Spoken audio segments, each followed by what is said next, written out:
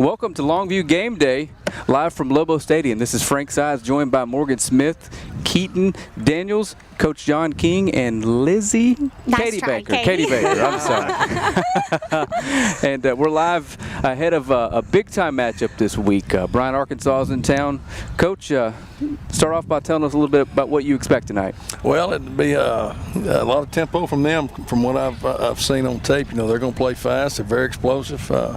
Defensively, they're going to get up in your face, play press man, and blitz you and attack you, force you to do things at a low percentage. So, very good football team. There's a reason why they've won 32 straight and 3 state championships. Well coached, got players they're doing it with, and makes you wonder how we can manage to find this opponent sometimes. Well, I was just thinking, it's always fun. Y'all play these out-of-state teams, and it just kind of brings a lot. You hear the Arkansas-Texas thing. University of Texas didn't do us right last weekend, but Longview Lobos are here to make it right tonight. Well, sure, we can. You know, but this was a week we lost a game from another out-of-state opponent, Western Monroe, Louisiana, and we were searching for a game. We were able to find Bryant, Arkansas, and they agreed to come here. And you know, it's a good matchup, and I think both teams are pretty much the same. They're very young. They're inexperienced. They lost a lot last year to graduation, and so did we. So, I mean, two teams that are trying to find their footing. Well, Coach, last week you said that against Legacy you wanted to stop the run.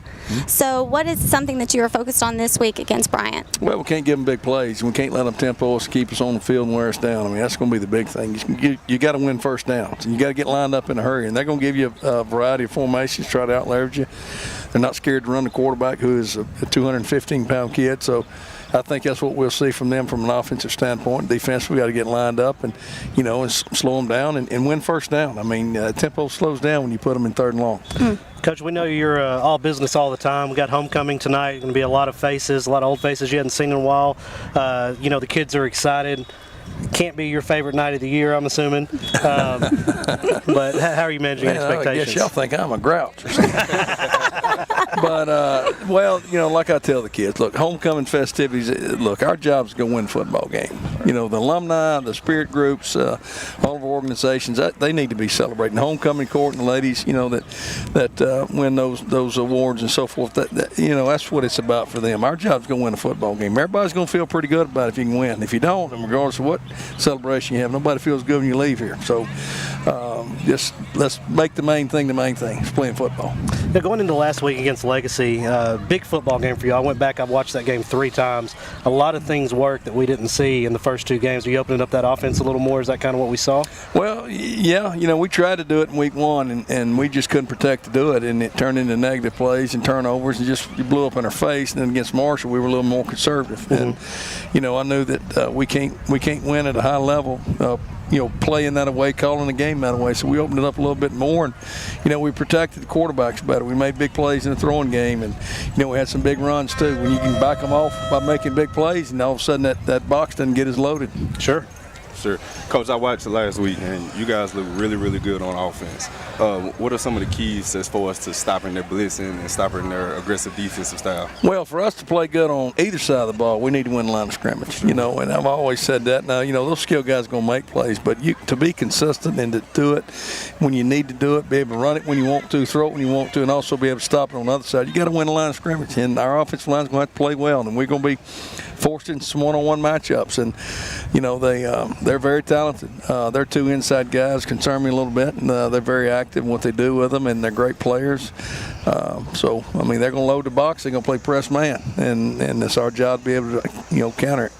They're going to play press man against Jalen Hill, you think? Well, I wouldn't say they do it every snap, but that's what they do. I'm sure we'll see some combo coverage to him of some sort, you know, but that means somebody else is singled up. That means maybe there's one less guy in the box. I mean, as long as it's a win for the Lobos, we'll find a way to get it done. I love it. So let's talk about Devin Isaac for just a second. Is he full-time off the edge now, or is that just a 3rd down type of thing? And how is he adapting to that? Is he loving it? Well, the thing about Devin is he plays football, and wherever we put him at, he plays football. And whether it's inside at linebacker on the edge or bring him from, you know, a linebacker blitz, we've got some packages where we used it last year. We used him as a rush guy off the edge and a 4-down. So he's multiple. He's a big kid, strong, fast, and he can do those things for us. Keaton, you got something? Man, I watched the team a little bit on YouTube, I seen that they was very active on the edges as far as offense. Anything on defense to try to combat that? Well, I mean, the thing is, you know, you're going to have to be able to tackle in space. You're going to have to be able to stop the bubble screens and the quick screens, you know, and when people playing tempo, I mean, it's going to be a select number of plays they're going to run. But they're going to do it with various formations, so you got to get lined up in a hurry, and you know you can't chase ghosts. You got to line up, trust what your eyes tell you. And if you're doing that, and you're playing your assignment football, then chances are you can play good defense. But we don't need to start trying to do something outside of the scheme of things. And you know whether it's a change with a coverage or a change with a personnel package or something, we'll find a way, you know, to be able to give our kids the best chance to make a play. Coach, we talk a lot about football here, but man, let's talk about you. How exciting is it? What years did you say this was for you? 22nd overall. It's my 18th as a head coach. And got your 190th win. How? I mean, do you still wake? I need one tonight. So you still wake up as hungry as ever. I'm not going to get complacent. I love it. And those coaches know it too, and those players know it. It's an honor to coach this football team. And say you're the head football coach in Longview Lobos, and I want to be able to do it as long as I want to, as long as I can. And to do that, you've got to coach with your head on hair on fire sometimes. How many sophomores did you start last week? Do you know off the top of your head? 9? We had 9. We dressed 14, and I don't know if we've ever done that. And but those guys, I love them. I've said it all. I like coaching this football team. They may be young and inexperienced, but these guys, they got a short memory. And the thing about these sophomores is that they're so mature for their age, and you know, they have to get adjusted to the speed of the game on the varsity level, but they've done that really quickly, and we just got to continue to do so. I mean, it's only going to get tougher. Yeah. And where we're at today, we can't be there at the end of the year. Sure. And we know that. And so, you know, they obviously have to be great athletes and be coachable, but do you attribute a lot of that to your middle school programs? I've always said middle school programs at LHS are just, or LISD, are great. Yeah, bringing them up. They are. I mean, this is a community program. I mean, from the time they start tackle football down there at Stafford Park, on Nelson Street, to the time they get to our middle schools, the time they get to the high school, this is a community team, and that's the great thing about it. They love the Lobos, and they love the game of football, and they love playing it the right way. I've said it many, many times, got some tough-ass kids from Longview, Texas, and I enjoy coaching.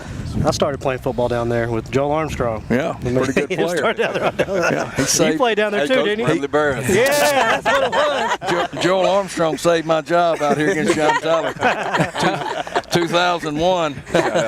Wait, was that the game Willie Andrews went down the sideline? No, that was against Lake Highlands. That was our first win here as coaches at Longview. He goes 94 with no time on the clock. I'll never forget it, man. But no, we beat John Tyler out here. They had like 18 Division I commits, so they were unbelievable. Yeah.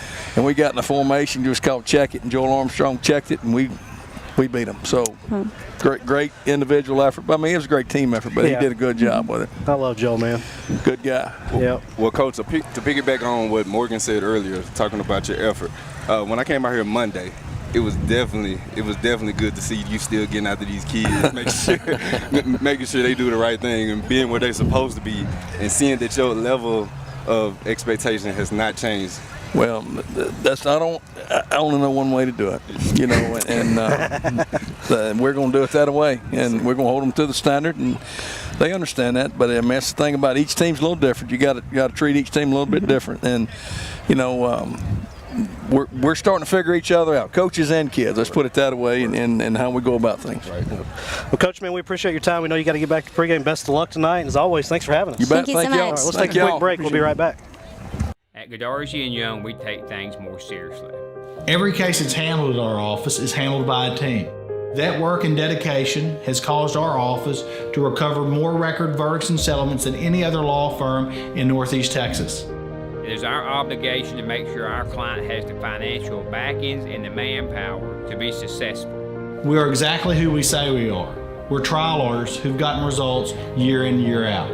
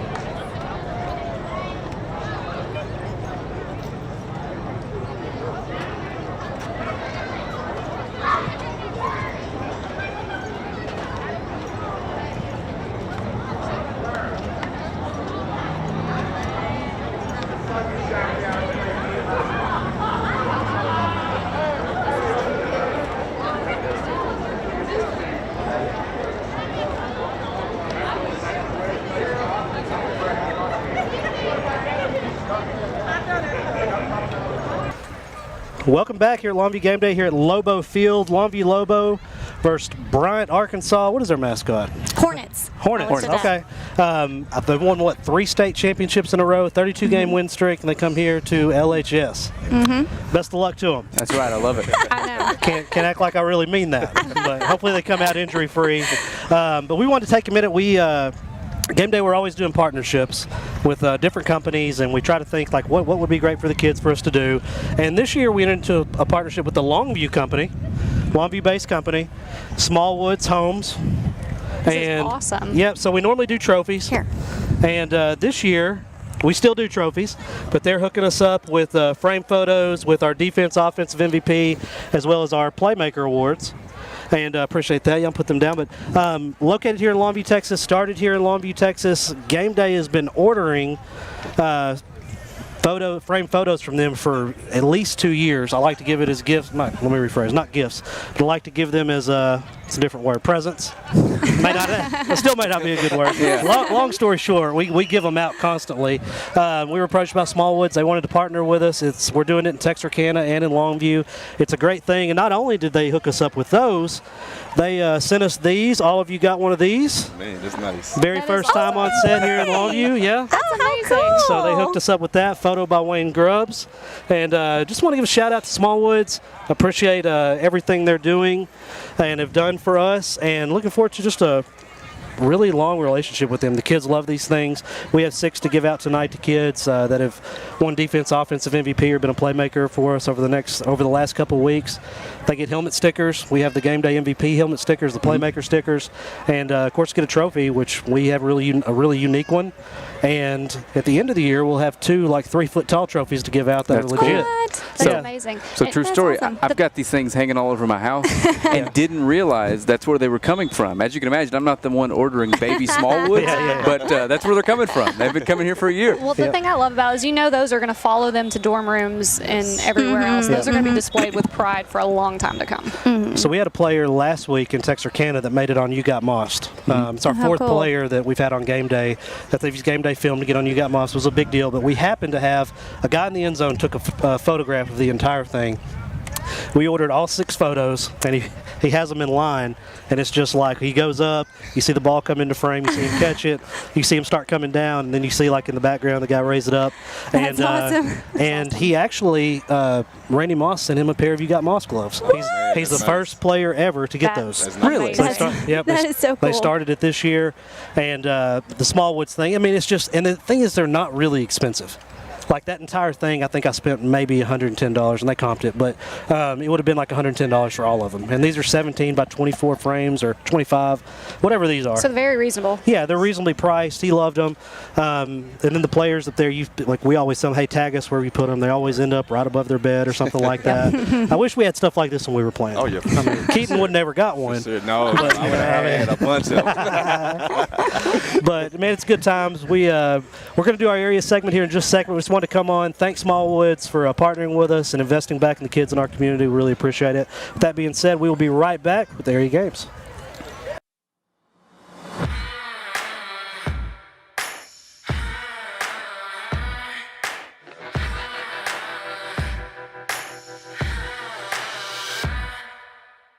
And now at OR, we want to buy your used vehicle and we'll give you guaranteed top dollar for yours. And if you prefer to trade, even better, with massive savings on every new vehicle at OR Cadillac GMC in Longview.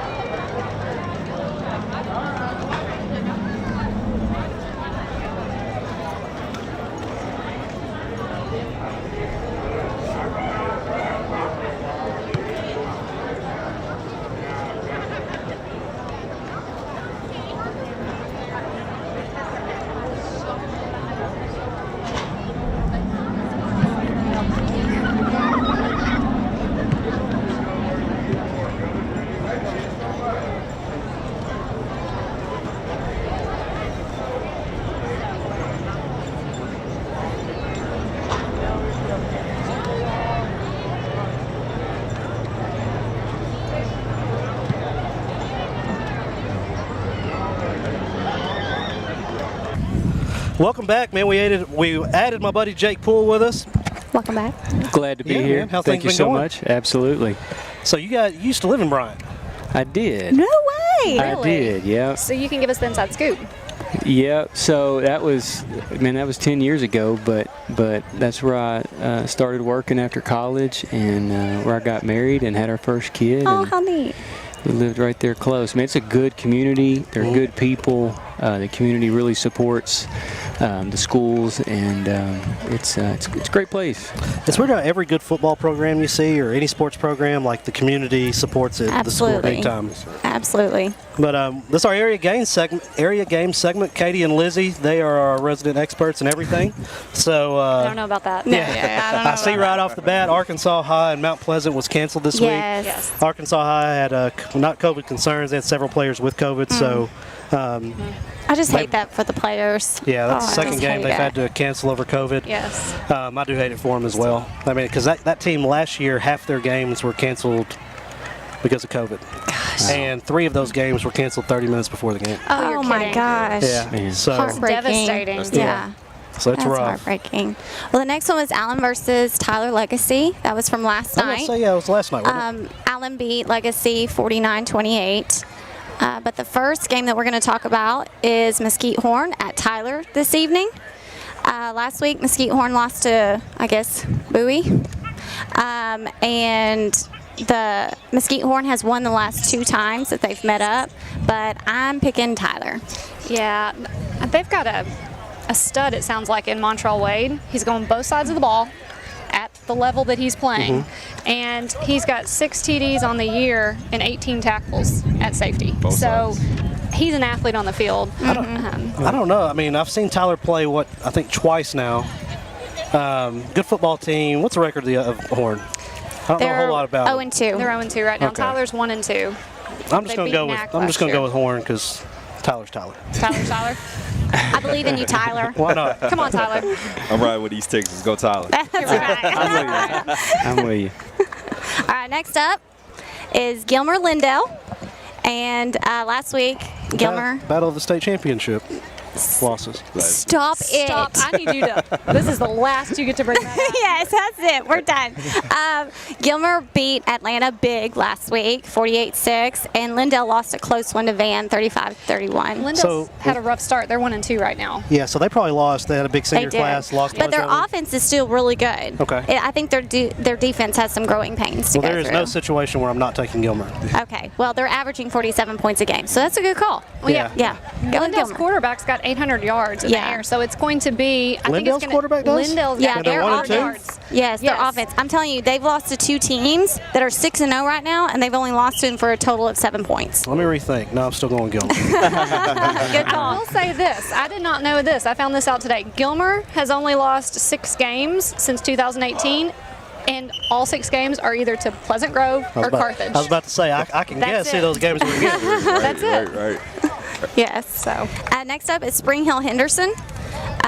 Henderson beat Jacksonville last week, 21-6. Spring Hill beat White Oak, Smoke the Oak. Shout out to Spring Hill. That's right, 48-14 last week, beating when the Oak. was the last time that Spring Hill started out 2-1? Can you Prob- remember? I mean, I think when I was there, we were 7 or 8-0. yes. I mean, from So it's going been all the since way back to us. 2002. Yeah. Yeah, it's been a while. It's been a while. Yeah. So good for Spring Hill. starting Yeah, out 2-1. shout out to them. Glad they're doing well. And it sounds like Henderson, they have a lot of good running backs. They have 2 running backs that are averaging over 100 yards a game. They have another one that last name Porter, over 200. So Henderson's won the last 4 meetings. Maybe Spring Hill can pull the upset Hope so. tonight. I'm hoping Spring Hill goes for it. I'm still taking Henderson though. I'm taking Henderson all the way. Oh, that's right. Keep it rolling, Henderson. But I know Homeboy I've heard right here. Spring Hill's got a good squad, so it should be a pretty good game. Probably a close game. Unlike these 2 ladies, I don't pick against my former school. I love you, Spring Hill. See how loyal you are. Don't get me in trouble, Morgan. I still love you, Spring Hill. Okay, next game is Liberty Ilo in Atlanta. Atlanta is struggling this year. They're 0-3 so far. They lost to Gilmer last week. Yeah. And Liberty Ilo. Yeah, They- so Atlanta's better than their record shows. They played 3 really tough opponents. Yes. Yes. Not only, I mean, there aren't too many teams in East Texas in all divisions that are going to beat Gilmer right now. Yeah, you're right. Gilmer's True. really good. This Gilmer-Carthage game is going to come up next week, I think, or in 2 weeks. It's coming up soon. Yeah, it's going to be it's going to be the biggest game of the year probably. And so that. I mean, do you need people there to report back? I'm just wondering. Maybe we'll see. But Atlanta, I volunteer. yeah, Atlanta appears to be off to a tough start. I don't think they get a win against Liberty Ilo tonight. Liberty Ilo's turned the corner in that program. They're a good football team. They came in and played Pine Tree, which if you remember me telling y'all, holding Pine Tree to 25 points was a big deal, considering they were playing 2 divisions up. And, they come out with a big win over Jefferson. I expect them to win big tonight against Atlanta. Yeah, I think so too. But Atlanta's not a bad football team. They've been playing up. This is another night they're playing up again. I agree. All right, next up is Jefferson Hooks. Hooks is 1-2. Jefferson is 2-1. I think that if Jefferson takes care of the ball and limits the turnovers, they come out with a win. So this would have been an easy win for the Hooks Hornets. Unfortunately, last week they had a devastating injury to the University of Texas San Antonio commit. David Johnson. I apologize. He had a devastating knee injury. Dislocated his knee. Tore his ACL. He'll be out for this game. He was their number 1, number 2, and number 3 offensive weapon. And so Jalen Woodside, a 2-time game day MVP in Texarkana. He'll be obviously the quarterback in this game, which he was to begin with, but his role just got a lot bigger. Yeah. So this game should have been an easy win for Hooks. I see this being a really close ball game. I think it can go either way now. But, stuff like that happens in football, and when you get down in the lower divisions, the 4A and below, one injury can really make a big difference. Absolutely, there's no doubt. Next up is Hugh Springs Tatum. Tatum is 3-0. Tatum is really good again this year. Thank goodness. They're up. They beat Pittsburgh last week 46-21. Tatum has some playmakers. Kendrick Malone, can we talk about him? He sounds like he's a dual threat. The guy's got 630 passing yards and tack on another 150 rushing. Yeah, he's a playmaker. So he's got 10 passing TDs and 3 rushing. So he's one of those that you don't want to give him space in the open field, it sounds like. Yeah. Because he's going to make you hurt. Shout out to Tatum. Yeah, man. It's always good. It's always more fun when Tatum's winning. Yes, It is. Sure. I think so too. There's just those historic programs that you want to be good. Yeah. Yes. Oh, yeah. Yeah, absolutely. Next up is Kilgore Claywater. Jake, you got anything? I think it's going to be a tight game. I do. I agree. I think so, Kilgore's too. always good, but Gladewater, I think they're going to come in and play against them. Where are they having that game at? Oh, I think it's in Glaywood. I think so too. Coach Fuller down in Kilgore, one of my best friends, took the job this past summer. They have a great group of kids there. Gladewater's a good football team with Coach Levere. And I can't think of the wide receiver's name Gladewater has. If Gladewater can get him the ball, I have a feeling this is going to be a close game. Gladewater's playing up to play Kilgore. Kilgore should win this football game. I think they will. I think Kilgore by 7. Go Bulldogs. I think it's going to be close. And I do want to say shout out to Pine Tree last week. I did not see a way Pine Tree could beat Kilgore last week, and they came away with a big win. Shout out to Coach Lane in that program. I think Kilgore, if they stop the run, it's a W. Can we talk about the fact that Pine Tree is so up right now? I mean, they're idle this week, but absolutely in the past couple of years. Coach Lane was an assistant at Gilmer for a long time through all the state championship runs. Takes over this Pine Tree program, and I can admittedly, because I've joked at it with him before, I remember thinking, God, is this career suicide for him? And man, here this guy is. He was the man to turn it around. And shout out to him. I know he has to have good kids coming through there, but the main thing with him is he's getting the kids to stay, buy into the program. He's a great person, a great coach. Wish them nothing but the best. Absolutely. That's great. I think it's great for Longview, like as a community, for all 3 of their teams to be strong. Absolutely. Next up, Pleasant Grove Silsby. So Pleasant Grove's 1-2. They lost to Paris last week. Tell us a little bit. Sorry, go ahead. Yeah, you tell us a little bit about what you've seen so far, because I haven't seen them play this year. Paris was a great football team. There aren't too many teams in 4A that are going to compete with Paris. Let's keep in mind, Pleasant Grove has the hardest schedule, not in their division, in the state of Texas. They do. And the only reason Carthage isn't harder is because Carthage, nobody will play Carthage. Pleasant Grove is having to play teams that you typically shouldn't be playing. Nobody wants to go play Argyle. Nobody does. Nobody wants to go play Carthage. They have another one off the top of my head I can't think of, but they have another team they're playing. Paris is a top 3 team in 4A Paris Division has 1. been great the past 2 or 3 years. Yeah, they've and been Pleasant Grove had beat them 5 straight times. Paris had their number tonight. Paris was just a better football team. That's not an knock against Pleasant Grove. Right now, they're starting quarterback Akari Johnson, 5th play of the season. I'm not going to call it a compound break, but he broke his arm very bad. They're expecting him back possibly by playoffs. But that completely changed the dynamic. In 5 plays, he had 106 yards passing, 51 rushing, and broke his arm on the 5th play. So Pleasant Grove has Silsbee tonight. I think Pleasant Grove gets a win. They're playing this one in Nacogdoches. They're going to come right back. I believe they have Carthage for homecoming. So keep in mind, I think they're starting, like a third of their starters right now are sophomores. They're a really young football team. And like their starting running back right now is a sophomore. Their starting quarterback's a freshman. Half their starting line is sophomores on both sides of the football. So they're like young. LONGVIEW. Yeah, they're young. that's what I was thinking. I see state championship runs, in their future the next couple And of they'll years. just grow. Each week they'll get better, and they'll just grow. I will say this about Silsbee. Silsbee is 1-2 as well, but both of their games have been very tight losses. Yeah. So it'll be Silsbee, an interesting matchup, I think. Silsbee falls into the same thing. They played up in both of those losses, so their games they shouldn't win anyway. Not to say they shouldn't, but when you're playing up, that's not a game you should win. So Silsbee's a good football team. I think Pleasant Grove's a good football team. They're just playing. They're playing elite competition right now, and they're really young. Coach Gibson and his staff do a great job. Kids all have great attitudes. They're playing. They're playing a tough schedule. Yeah, it's tough for anybody. They'll have little growing pains, non-district, but that just means they'll be prepared for district. I mean, they will be ready to go. I've always said, and this goes back 2 years ago when Liberty ILO was, they hadn't won a game. If they would have won their final game of district play, they would have made the playoffs as a 1-9 team. And I said, if they get into the playoffs, they're going to beat the team at the time was called Sunnyvale. All right, so the team that went in lost to Sunnyvale on a last-second extra point. Sunnyvale played to the 5th round. So it gives you an idea of how strong that district is, and playing those elite opponents, it makes you better come postseason. Exactly. Well, we want to switch to some district matchups to see what else is happening in the district. Yeah, let's do it. Longview's district. Okay, so Highland Park is going to be playing Rockwall. Highland Park's 2-1 right now. Have y'all seen Rockwall? They're 3-0. All right, so we have Rockwall County game day. Yes. Rockwall chunks the ball around every play. They're really good at it. It reminds me of a Texas Tech style offense. They have a receiver that's like 6'4", 225, and he looks like Julio Jones out there. And what age and where is he going? He's a junior. He's committed to Ohio State, I believe. Okay. Oh, wow. And They put 75 on Jesuit.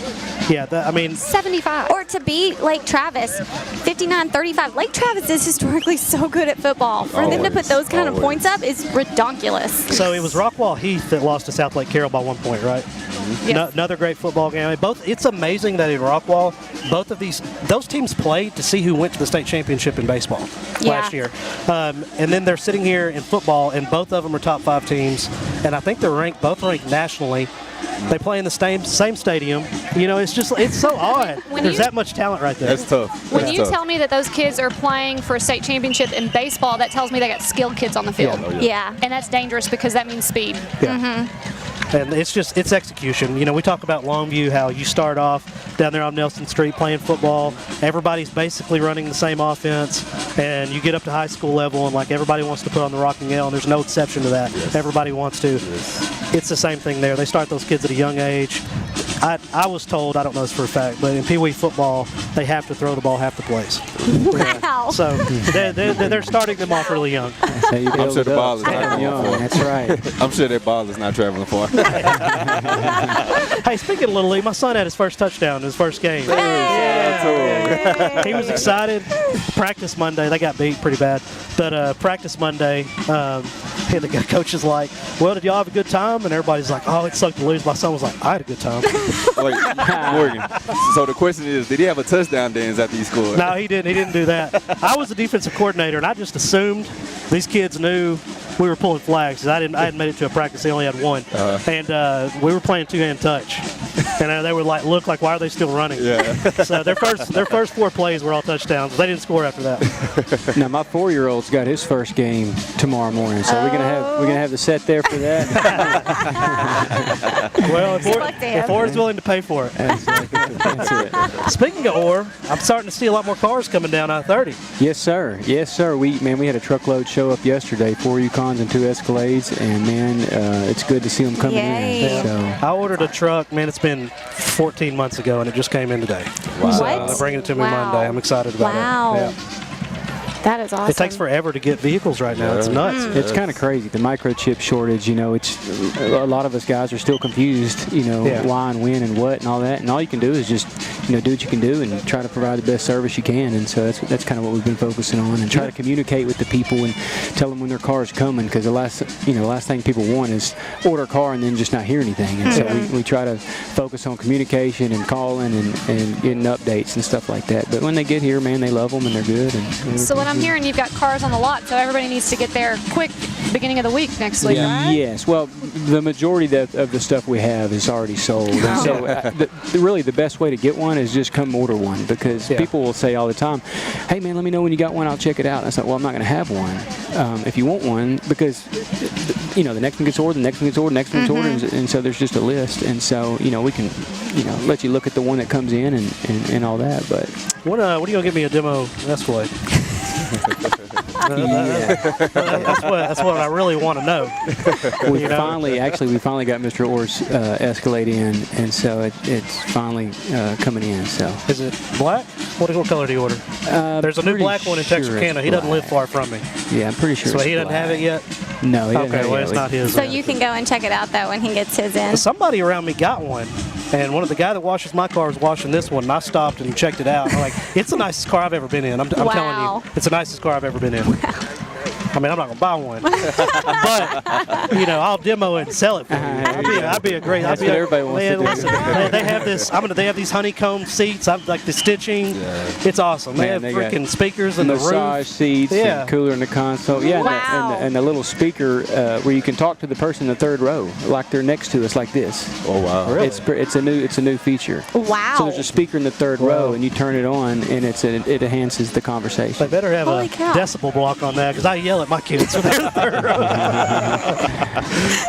I literally can't hear them when they're all the way back there. I mean, I'm up there just yelling. No, that's what I was thinking. That's the beauty of it. Yeah, well, that's smart. Whoever came up with that. I turn it off, because I don't want to hear them. Yeah. Turn it on when you want them to hear you. Turn it off when you want to hear them. There you go. All right, let's keep going. I'm sorry. No, you're right. We got McKinney North versus Rockwall Heath. So McKinney North is 1-2, and Rockwall Heath is 2-1. But the loss for Rockwall Heath was to South Lake Carroll. So I feel like we need to give them a little... and they only lost 36-35, so by 1 point. Oh, hey, that was a great game. So that was a great game to watch. Great football game. Not a Absolutely. game I think they should have lost. Yeah. Next up is Sherman, 2-1 versus McKinney. Sherman beat, Lizzie, help me with that word.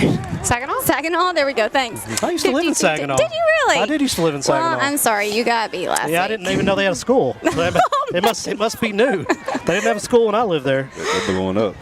Well, then we got next up West Mesquite, who's 2-1 versus Timber Creek, and that's another one I don't know where Timber Creek is at. Has anybody else got a clue? No, but I know that they're 0-3. It's probably close to a creek and some timber.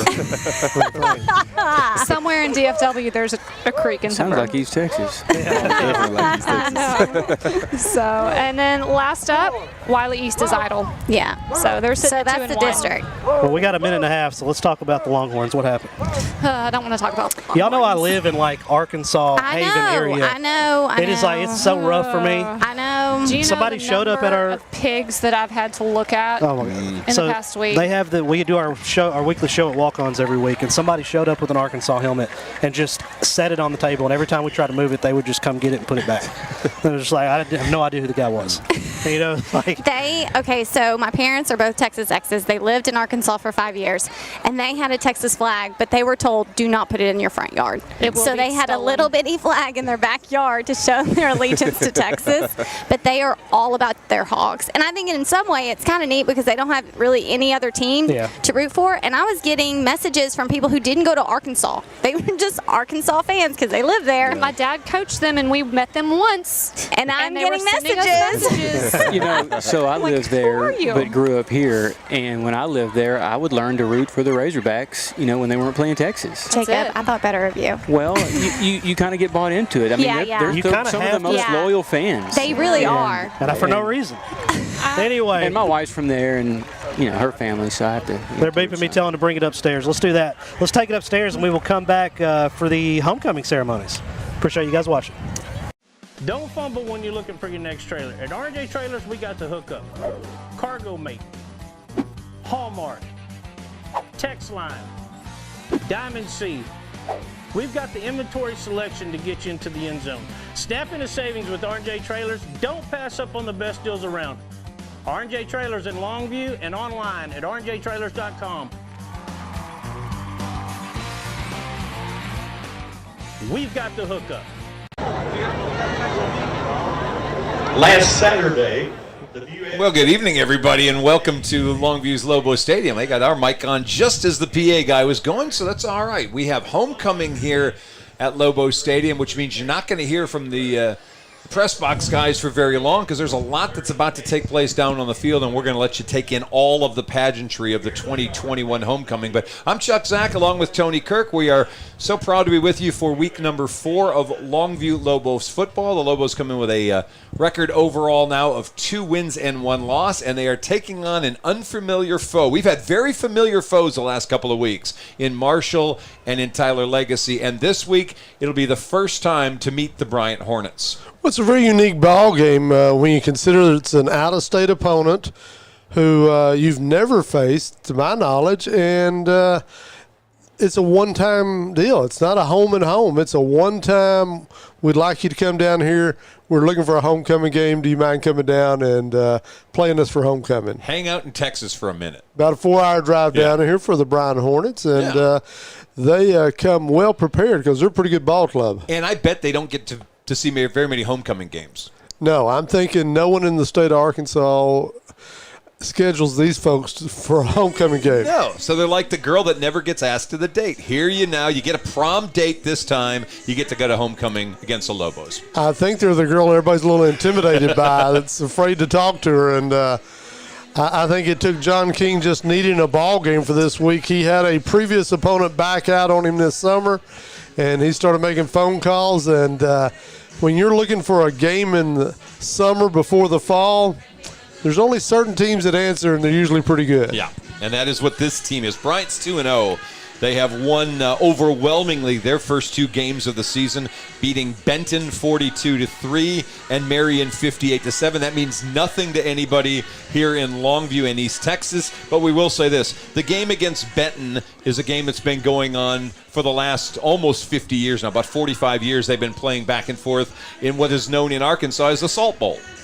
The what? The Salt Bowl. Really? Well, they're from Saline County. I get that. The Salt Bowl. As a former resident of Saline County, I understand that, but I had not heard that. And by the way, if you're wondering what you're looking at right now, the Viewettes had their clinic this past weekend and put together some routines, and so we're speaking over some really cute kids out there. Yeah, their parents are probably saying, shut up so I can watch my kid. Yeah. But the kids are out doing their thing. Again, homecoming's about to kick off here in a few minutes, and when the pageantry of a whole homecoming starts, we are not going to talk over that, I promise. Longview 2-1, we said. They lost the opener to Denton Ryan. They beat Marshall 14-0, and then maybe had their coming out party last week with just a impressive victory against Tyler Legacy down at Rose Stadium. It was a 10-0 deficit they got in the first 4 minutes of the game, and then all of a sudden everything clicked. And everything clicked means they ran up more than 500 yards of total offense last week.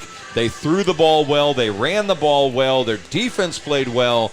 If you're John King, in 3 games, that's the one you've been looking for. Now week 4 is the last chance before district opens next week to build on what we did last week. Unfortunately, it came at a little bit of a cost. They come out of the game with a couple of missing pieces that are going to be pretty obvious tonight. Their starting tailback, Taylor Tatum. I never can get that right. Taylor Tatum. The sophomore boogered up a shoulder that he had injured earlier, and then Tadarian Boone also lost on the defensive side, who I consider to be one of their premier defenders. Yeah, they were.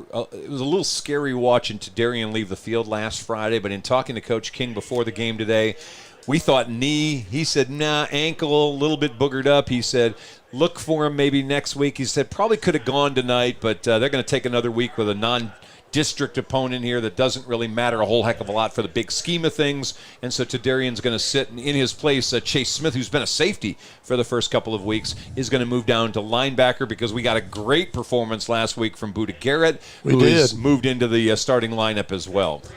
Well, as someone who visited Arkansas last week as a fan of a Texas team, I can only hope that we show the same hospitality this evening to the folks from Arkansas who are visiting East Texas this evening. You still holding the grudge? No, I'm just still a little bitter.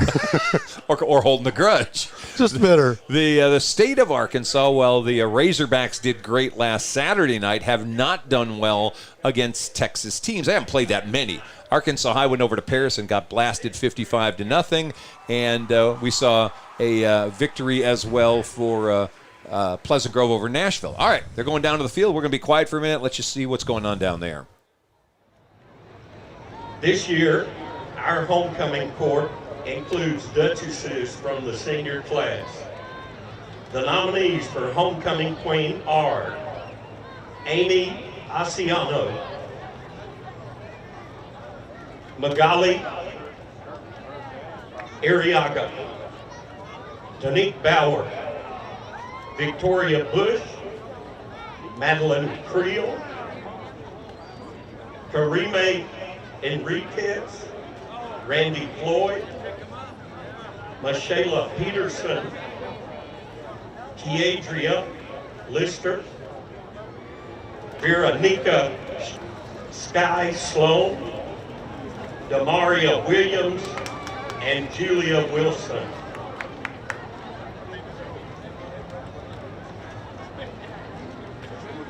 Amy Asiano is escorted by her father. She is the daughter of Laura and James Asiano.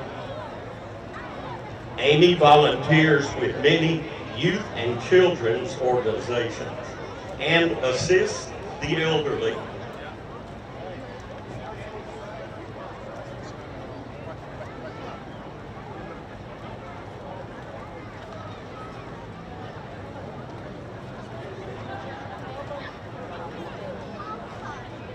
Magali Arriaga is escorted by her father.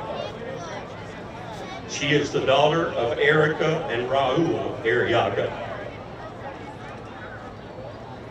Magali is a member of the Law Enforcement Dual Credit Program, a member of the Spring Hill Bank Board of Directors, and participates in other dual credit classes.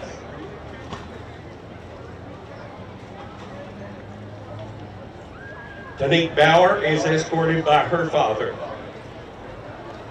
Danique is the daughter of Shan and Gary Bauer. She is in the Z Club, runs track, and plays soccer, and is co-captain of the varsity cheer squad.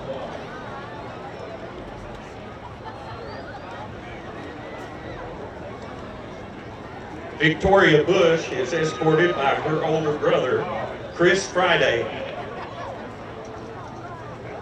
She is the daughter of Sandria and Victor Bush. Victoria assists with the East Texas Montessori School and is a member of Greater New Bethel Baptist Church.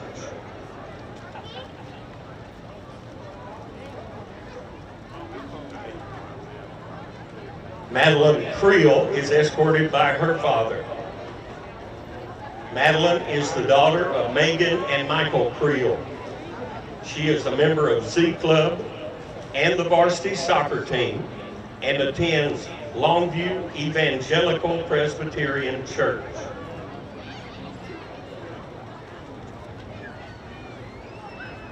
Karime Enriquez is escorted by her father.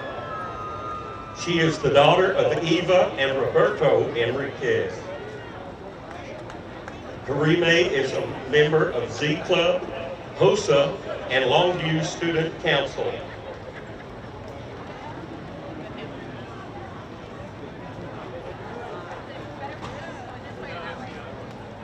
Randy Floyd is escorted by her father.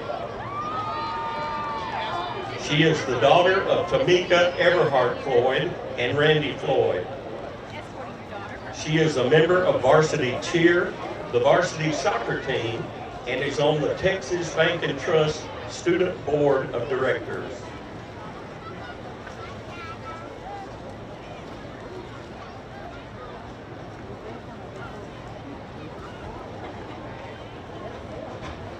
Michela Peterson is escorted by her father. She is the daughter of Shanika and Cedric Peterson. Michaela is on the varsity track and field team. The LOBO soccer team was in the UT On-Ramps history class and attends St. Paul's Baptist Church.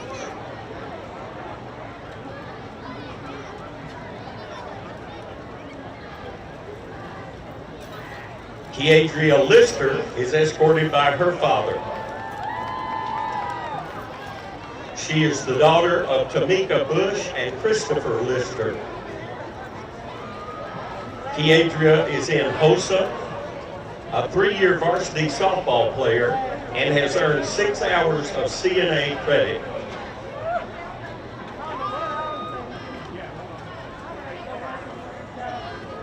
Veronica Sky Sloan is escorted by her father. She is the daughter of Deanne and John Sloan. Veronica is a member of the Lady Lobos soccer team in the Z Club and a member of the Texas Bank and Trust Student Board of Directors.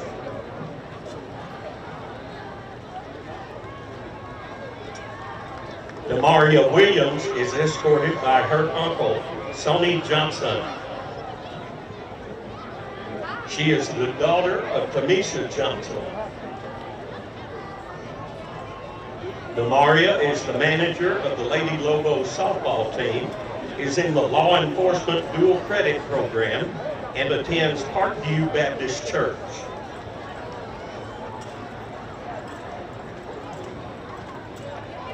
Julia Wilson is escorted by her father. She is the daughter of Yolanda and Joey Wilson. Julia is a 4-year varsity track letterman, attends early college classes, and is a member of Living Gospel Church.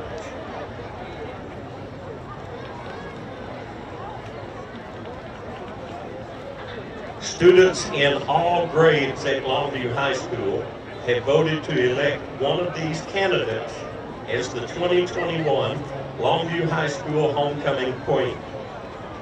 James Brewer, Longview High School Principal, and Sophia Masari, Student Council President, will crown the 2021 Homecoming Queen. She is Randy Floyd.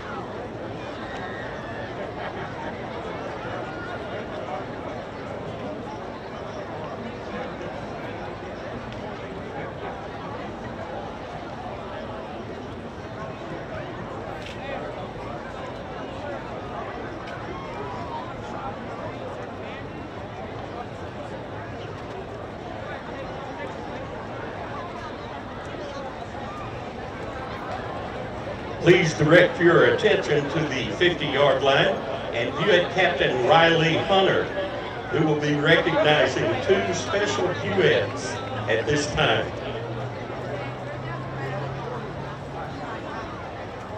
Keeping with tradition, the Buetts would like to announce their 2021-2022 Miss High Kick and Miss Duet.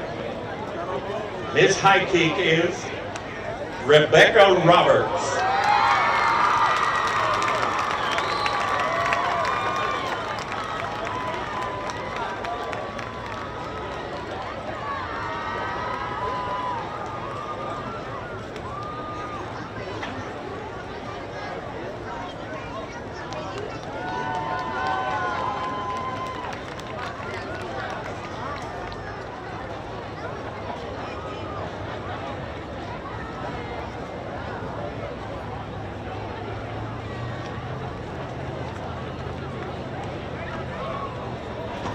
Miss Buett is Caden Turner.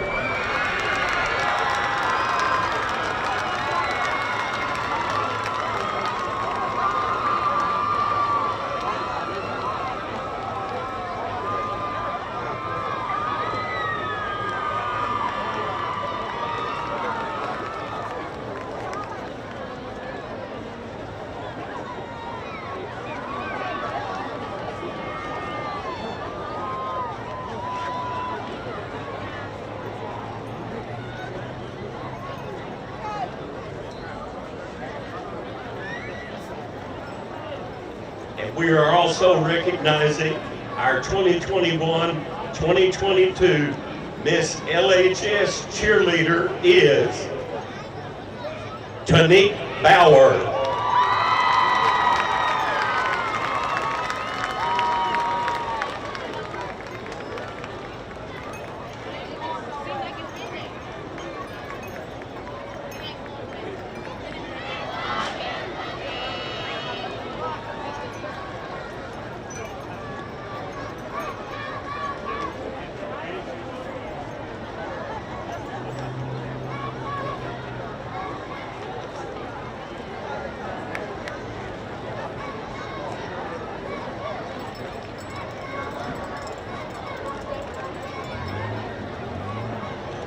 And I want to remind everyone that our next home ball game is October the 1st, and that will be Green Out.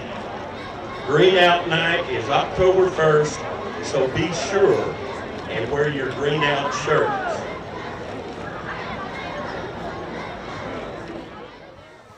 All right, well, there you go. Homecoming ceremonies pregame.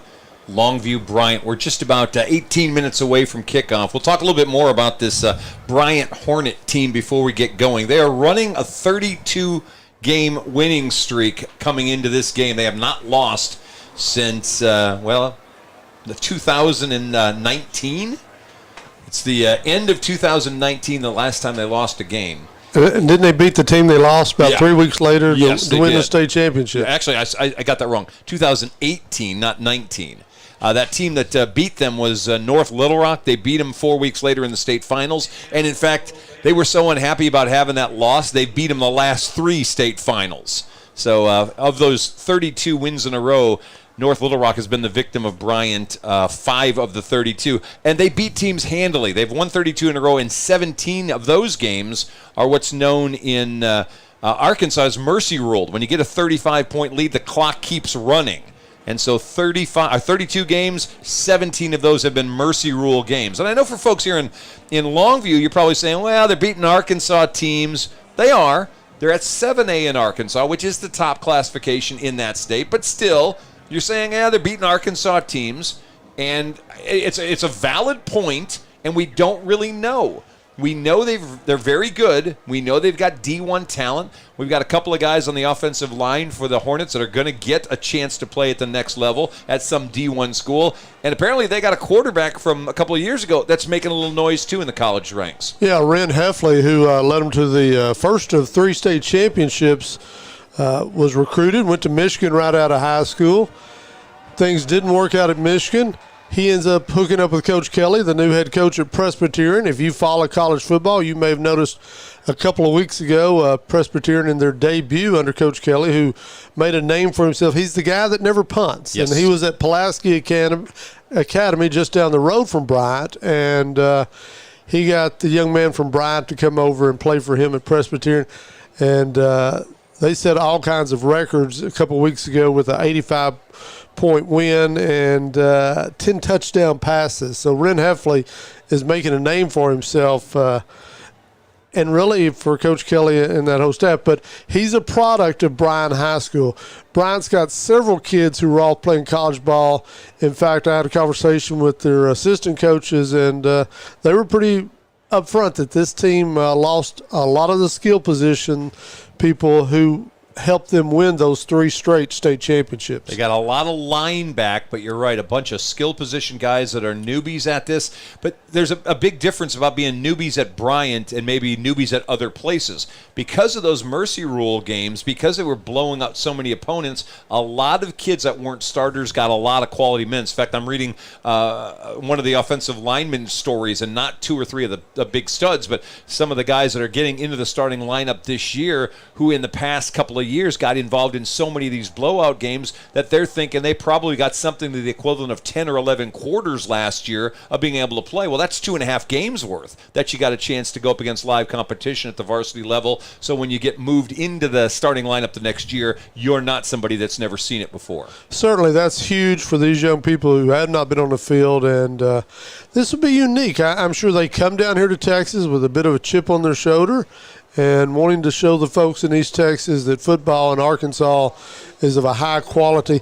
This team, by the way, if you look at Max Preps, they have them ranked, I think, 67 in the nation, number 67 in the nation, which is pretty impressive for a team in Arkansas. In fact, this past summer, Max Preps pointed out the fact they are, without a doubt, the best team in the state of Arkansas. Well, they're at the top classification. They're a 3-time defending state champion, and they got a coach who's been doing this for a minute. Buck James is the head coach. It's a great coach's name. There's no doubt about it. He is right now number 8 in active wins in the state of Arkansas, 186 and 51, actually 188 now, and 51 since year started. And if you want a comparison to John King, Longview's coach, he's 191 and 40. So James has won about 79% of his games. Coach King's won about 83% of his games. So they're very comparable for the success they've had over their careers. Slight difference in the fact that Buck James has moved around a little bit. He hadn't done it all in one place. Coach King's had a nice run here at Longview. Buck James spent some time at some other schools in Arkansas, had most of his success at a school known as Camden Fairview, where he won a Arkansas State Championship. Talked to a couple of his younger coaches today. They felt like he might should have gotten 2 or 3 there. He had some really good ball clubs at Camden Fairview, and eventually worked his way to the bigger school, Bryant. Bryant, if you are not familiar with it, it's right on the interstate on I-30 as you're going into Little Rock, if you ever travel that way. A city that has literally doubled in size in the last 20 years. Less than 10,000 people in 2000. Now it's estimated about 21,000 people. And if you're looking for something that they may be good at, American Legion baseball, they're amazing at. I went and called a few games a summer ago, and they are very serious about their American Legion baseball program as well. So they've got all that going for them. We'll go back to the Salt Bowl for just a minute, the win over Benton earlier this year. For folks who think they don't play big-time stuff, they play that game every year, not in Saline County where Bryan is. They go to War Memorial in Little Rock, and they play that game there. And in 2018, just to kind of get a glimpse of this, in 2018, 38,000 people showed up for that high school game. It was the largest crowd in Arkansas high school history. So they've played before big crowds before. They're not going to be intimidated by big crowds. It's a question of, are they able to come into Texas and deal with a different level of football than they typically see in Arkansas? And I'll be honest, looking across the way, I'm surprised. Not a huge crowd coming from Bryant in a 4-hour drive, but still a lot of folks wearing the blue from Bryant here this evening. We're about 10 minutes away from kickoff. So that's the preview of what's going on for Bryant. How about back to the Lobos for a couple of minutes? Because obviously they come into this with one last shot at getting ready to tune up for district play, which, by the way, will open up next Thursday. We're going to be in Mesquite next Thursday, taking on West Mesquite. Thursday night, 7 o'clock start time. We plan on being there and broadcasting that game here on Longview Game Day for you as well. So if you can't make the trip into the Metroplex, we'll hopefully be there bringing you pictures and sound from what's going to be the district opener for the Lobos. Yeah, once again, very unique. A Thursday night opener, Mesquite Memorial, which if you're familiar with the 4 Mesquite high schools, they have 2 stadiums, Memorial and Hamby, and the 4 Mesquite high schools share those. And so for the Lobos, a Thursday night tilt to open up district. And West Mesquite did play last night against Keller Timber Creek, and they lost 40-35. So we've got that update anyway. That will drop West Mesquite to 2-2 on the year. Everybody else is playing tonight. Highland Park is at Rockwall. McKinney North is at home against Rockwall Heath. Actually, Highland Park's at home as well. Sherman is taking on McKinney. Tyler is playing Mesquite Horn. Wiley East is off this week, and we will be monitoring those scores as we go throughout the night to kind of keep you up to Who's date. got Rockwall tonight? Rockwall is Highland Park. Rockwall Yikes. Heath is McKinney North. It's a pretty good Rockwall team this year. You might want to keep an eye on them. Well, and a pretty young Highland Park team, and we're still a couple of weeks away from seeing Highland Park. We will not see them until October the 8th, but we're keeping an eye very interestingly on how Highland Park is doing. Well, it's a beautiful evening here, a cloudy evening. The clouds have kind of hung around all day, and they've decided just to sit still. There's almost no movement, and the flag has very little movement as well. We are still getting ready for both teams to come onto the field. Yeah. How about we'll do a quick weather thing real fast, because here in Longview it's 82 degrees, and it should be probably around 75 by the time this game ends. No call for rain, even though there was a little bit of showers earlier in the day. Starting lineups, we're going to do those real fast since we have a couple of minutes. So here's how they're going to line up, and we're going to point out some changes in players. You heard it in the pregame. We'll talk about it more here as well. The starting lineup for the Lobos, offensive line, will have the same lineup they had last week on the starting 5, so that's a good thing up front. Jax Norman, the junior, is at left tackle. Mongo Williams, the junior, next to him at left guard. Tavion Morgan, the sophomore, back at center for a second straight week. Ethan Pulte, the junior, next to him. And Martin Guerrero at right tackle. So you're hearing all juniors and sophomores, means they're all back next year. Victor Bush, the tight end, he's a senior on the end. At receiver, Jartaven Wright is going to be lined up at one side, the 6'3", 185-pound junior. Nathan Hale, the 6'2", 170-pounder, who had a huge game last week. Ends up now with 11 receptions, 238 yards, and a couple of touchdowns after a 4-reception, 140-yard night last week with his first 2 touchdowns of the year. In the backfield, because Taylor Tatum is out injured, Jarrett Lewis is getting the start at tailback. Elijah Johnson going to slide over from fullback to backup tailback, so you'll see a lot of Lewis and Johnson. Isaiah Harris will be the starting fullback, and he'll have Contravion McFarland backing him up. Big news is, of course, at quarterback. For 3 weeks, we have seen Jordan Allen get the start. Not tonight. Josh Thomas has earned the start by virtue of the 5-for-6, 188-yard, 2-touchdown performance last week, throwing the ball, 7 carries and 61 yards, and a touchdown running the ball. So it'll be the senior Thomas getting the start over Allen at quarterback tonight for the Lobos. Well, excuse me. Go ahead. I was going to say, it's Chuck Talk. You heard the howl. You heard the horns. Yep. The Lobos are on the field. Amen. Defensively, here is Bryant. Tyler Mosley and Brandon Jones, the defensive ends. Grant Riedmuller and TJ Lindsay. And watch for that name. Last week we told you about the Renaud kid from Tyler Legacy. This week it's TJ Lindsay. He's a 6'5", 240-pound sophomore. So you're watching for number 99. He's the guy to keep your eye on the screen. Pierce Kinley and Cameron Booth are outside linebackers, both seniors. Jalen Brown and Gavin Burton are inside linebackers. Corners, Miguel Graham and Ethan Primus. Malachi Graham and Josh Rice are the safeties for Bryant. On the other side now, when the Hornets have the ball, here's how the Lobos will line up. Their starting defense pretty much intact from last week, with the exception, of course, is Tadarian Boone, who was injured last week. Billy Smith is going to start at one end, Jesse Fairchild at the other, the sophomore and senior in the middle, senior Leonard Epps. The linebackers, Jeremiah Rugley, the junior, Devin Isaac, who had 26 tackles so far on the year to lead the team, Caden Brooks, the junior, and Chase Smith is going to slide down to linebacker tonight. The sophomore is going to start there. Corners are going to be sophomores Willie Nelson and Jaden Simmons. Safeties are junior Kylan Sublett, and sophomore Buda Garrett, who had the big game last week. For the Hornets offensively, big offensive lineman Will Diggins, 6'4", 272 at left tackle. Jason Shiflett, he's 6'2", 295 at left guard. Hayden Walsh is their center. He's 6'1", 230. Caleb Waddle, 6'6", 260 at right guard. And Brooks Edmondson, he's 6'4", 285. He is at right tackle. He's the guy that's got the Ivy League scholarship offers.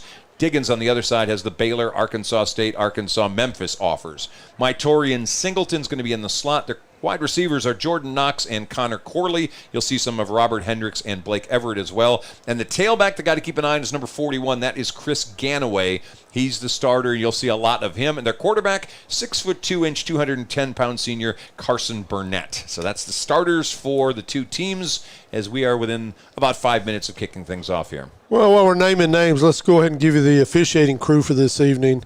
Our referee is going to be Brad Frisbee. Our umpire is going to be Larry Brown. Headline judge is Rich Hottie. Side judge is Greg Brassfield. Line judge is Michael Johnson. Our field judge this evening is going to be Buddy Furkeron. And our back judge is going to be Austin Lockwood. So we've got a full crew tonight. And so it's always good when you get the 7-member crew. It makes for better officiating. You bet. Longview coming in with 463 rushing yards, 453 passing yards. That's about as balanced as you're going to get. They're averaging about 4.2 or 3 yards per carry running the football. That number went up dramatically last week with the big performance over Legacy. And, of course, last week we saw Jarrett Lewis, 8 carries, 109 yards. It's a little bit deceptive. He had a 65-yard run right at the end of the game, the second to the last snap before the thing ended, but it still shows up as a 109-yard performance, and so he will be the leading tailback tonight. We'll be keeping an eye on him. And, of course, Longview fans are going to be keeping an eye on, will he hold on to the football? He had a fumble down around the 5-yard line after a long reception by Hale. Question is going to be, will Lewis be able to secure the football tonight and not turn it over and basically be able to go positive, not negative for the Lobos? Yeah, that's a big deal, and certainly you want to cut back on mistakes. Here we are almost a month into the season. You definitely don't want to be turning over the ball and having little penalties that kill drives. John King doesn't like to lose anywhere. He's 78-6 here at Lobo, and he has won 24 of the last 25 games they have played in this stadium. So you got a couple of big numbers facing off tonight. 32 in a row for the Hornets, 24 of 25 at home for the Lobos. Should be an interesting clash as we get ready to get the Hornets out on the field and then bring captains out. In fact, captains are heading to the middle of the field right now for the coin toss. Yeah, for Longview, you're going to have Catravion McFarland, Demarius Hunter, Robert Spencer, and Victor Bush. And for the Hornets, looks like it's going to be 8-9, Connor Corley and Alex Strong meeting at midfield to exchange pleasantries and decide who's going to get the ball to start this thing tonight. All righty, so we'll let them do that and get ready to decide who's heading in which direction and with the ball first. Beautiful night here in Longview. No real wind to speak of. Bryant's going to defer, and so Longview will get the ball here to start the game. Want to remind everybody, the young men from Arkansas play a different set of rules. Here in Texas, we play NCAA football rules. Up in Arkansas, they play something known as National Federated rules, and there's some differences. You'll see that tonight. It's mostly blocking below the waist. They don't allow that up in Arkansas, and so it'll be a little different for them tonight as you will see some of that allowed that they're not used to on a regular basis. And there's another difference as well, which is balls that go in the end zone in Arkansas are dead balls. Kickoff that goes in there, they're not able to bring it out. Of course, here in Texas, you can run a ball out of the end zone, and we'll see if that affects the Bryant kids at all. They have not played a game in Texas as long as Buck James has been the head coach. I think the last game they played against a Texas team was in Arkansas. It was against Prime Academy, I believe, is who they took on. Prime time? Prime time. All right. All righty. Well, we're getting ready. The Hornets have come to the edge of the field finally and seem like they want to participate this evening. We're getting close to the national anthem. We'll shut up and be quiet when that comes along. Let everybody enjoy the national anthem. All right, you can see the Hornets. Maybe you can't see them, but we can see them in the corner of the end zone. Last week, Legacy kind of did the same thing. They came out very late before the game. Lobos are prompt. They like to be out and ready to go, and for some reason, their opponents the last couple of weeks have decided to make everybody wait until they're ready to come out. They don't have a big blow-up that they brought with them, so they're just going to run across the field and get ready to go. They're getting last-minute advice from their coach, and then they're going to get us ready for an opening kickoff. The Lobos will get the ball first, and of course they had the same scenario last week, and Tyler Legacy decided to cross them up and put down an onside kick that to our eyes didn't look like it went the full 10 yards, but apparently to the officials it looked like it did, and as a result Legacy got a short field and stole a possession and a goal line stand that ultimately started on a 1st and goal at the 1 and pushed them back to forcing a field goal. May have been a big decider in how that game actually ended up finishing, because the Lobos got a lot of momentum from that defensive stand to begin the game after the special teams gaffe. Longhorns still don't have any momentum. I can tell you that right now. I knew that was coming. They're still looking for some momentum, but maybe they'll find it tomorrow against the mighty Nightbirds of Rice. Yeah. But either way, I don't think John King's team will be caught off guard with an onside kick on the opening kickoff tonight. I think that's still fresh in their mind as we get ready for the national anthem. Indeed. Storms that have plagued our country. And a salute to the first responders, emergency personnel, and the many volunteers for their courage and commitment in the rescue and recovery efforts.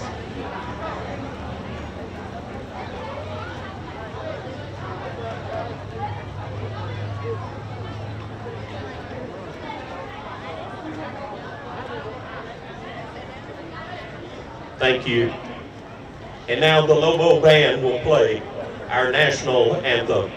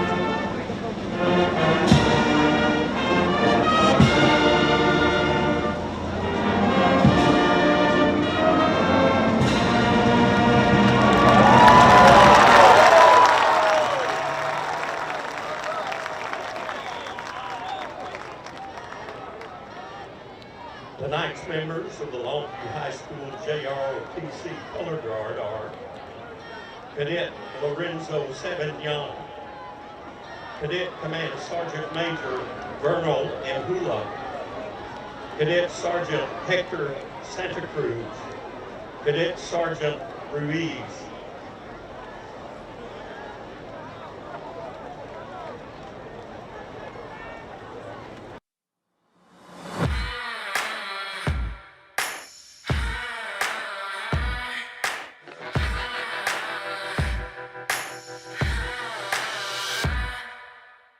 And now at OR, we want to buy your used vehicle and we'll give you guaranteed top dollar for yours. And if you prefer to trade, even better, with massive savings on every new vehicle at OR Cadillac GMC in Longview.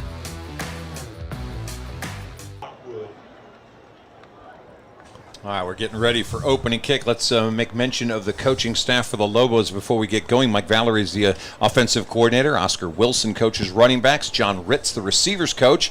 Chad Hancock, Spencer Borens are the offensive line coaches, and David Ashley coaches the tight ends. On the other side, John Barry's the DC. Josh Rankin will be in charge of special teams and the safeties. Scott Hart linebackers. Brandon Bonds, Pat House, and Trevor Murphy are the defensive line coaches. And, of course, the trainers, Deirdre Scotter, Jeanette Herrera, Jessica Hill, and Alicia Simmons, all responsible for taking care of the kids. Malachi Graham to tee things off. Back deep for the Lobos are Marion Hamilton and DeKayla Taylor. This is going to be Hamilton at the 12-yard line. He'll come up across the 30 and spun down at around the 37-yard line, and that is where the Lobos will begin. We got 2 flags on the play. We got offsides on the kicking team, then we got something else here at the end. The head linesman threw his flag late. I'm not sure what that flag is, but I know we got offsides on the kicking team, so we'll wait and let the crew under Mr. Frisbee's leadership sort this one out. And I would bet if that's an offside, you're probably going to take that 5 at the end. Yeah, it just depends on what the call. Yep. But we got something here at the very end of the run. Yeah, I don't know what the second flag was. Oh, here we come. There you go. So if you didn't get that, they got a sideline warning. And we saw that last week as well, I believe, against Tyler Legacy. But either way, ball's going to come out, and they will put it down on what should be around, supposed to be the 37-yard line is where they marked things, and they'll mark off the 5 yards, so they'll actually put the ball down on the 43-yard line. So we are underway with the opening kick being taken back by Marion Hamilton. All right, first down and 10. And on first down, I'll have our first handoff of the game, and that'll be for a couple up to about the 45-yard line. That's Elijah Johnson for a couple of yards, and we'll get second down coming up. Nothing fancy. That's the bread and butter of this play. They usually like to have that eye back, way back. That may have been Harris. It was actually Isaiah Harris, not 15, but 13. Come back out this time with a 2-back set. So second down and about 7. And on second down, this will be a handoff to Jarrett Lewis, and he is swarmed in the backfield. That thing is blown up in a hurry by Brandon Jones, a senior defensive end, and third down's coming up. Yeah, that's really good defensive penetration that time. The lead blocker just was not able to get a hat on him, and he was able to blow that play up, and now we got 3rd and long. And if you're fans of the Lobo, this isn't their typical down that they like. They like to get positive yards and have those 3rd and shorts. So third down, ball's got to get up to the 47-yard line. So third down and an honest 10. Back to pass and rolling out is Josh Thomas. He's pulling the ball down. This is a run all the way. Flag down back behind the play, and he's going to be about 6 yards shy of the first down. Yeah, the white hat threw the flag. That's typically where you see holding. He threw it into the interior line. We'll see what the call is, but an early decision by Joshua. He did not see what he was looking for downfield, so took off and got as many yards as he could, but was unable to get the first down. All right, so the penalty has yet to be shown. Looks like that's probably going to be in the area of holding on the offense. But yeah, it looks like they're getting ready to call a spot foul here, and that's typically the case with holding. If I'm Brian, I'm probably declining this since it was only a 4 or 5 yard gain. I don't know. That's awful close to midfield. I don't think I'd give John King an option. Yep. Yeah, they didn't get as much as I thought. They only got about 5 or 6 yards on that play. So punting unit comes on for the Lobos. All right, so first possession doesn't get a whole heck of a lot. And we will put the ball back in the hands of the Hornets. Michael Fields standing at his 35-yard line. Back deep for the Hornets. Return man's standing around the 8. Snap a little bit high. Rush coming, but Fields gets it out of there, and this is a boomer. Turns over and is going to be caught at the 12-yard line. Nice move to the 20, 24, almost a 25-yard line. That's Bryson Adamson on the return, and it'll be first down Hornets. Yeah, good job that time by Bryson. That thing was hanging up there, and he never even considered the fair catch. Fielded it and cut to his left, and greatly improved the field position there for the Hornets. All right, so here come the Lobos on defense. In the backfield, Carson Burnett, that's the quarterback.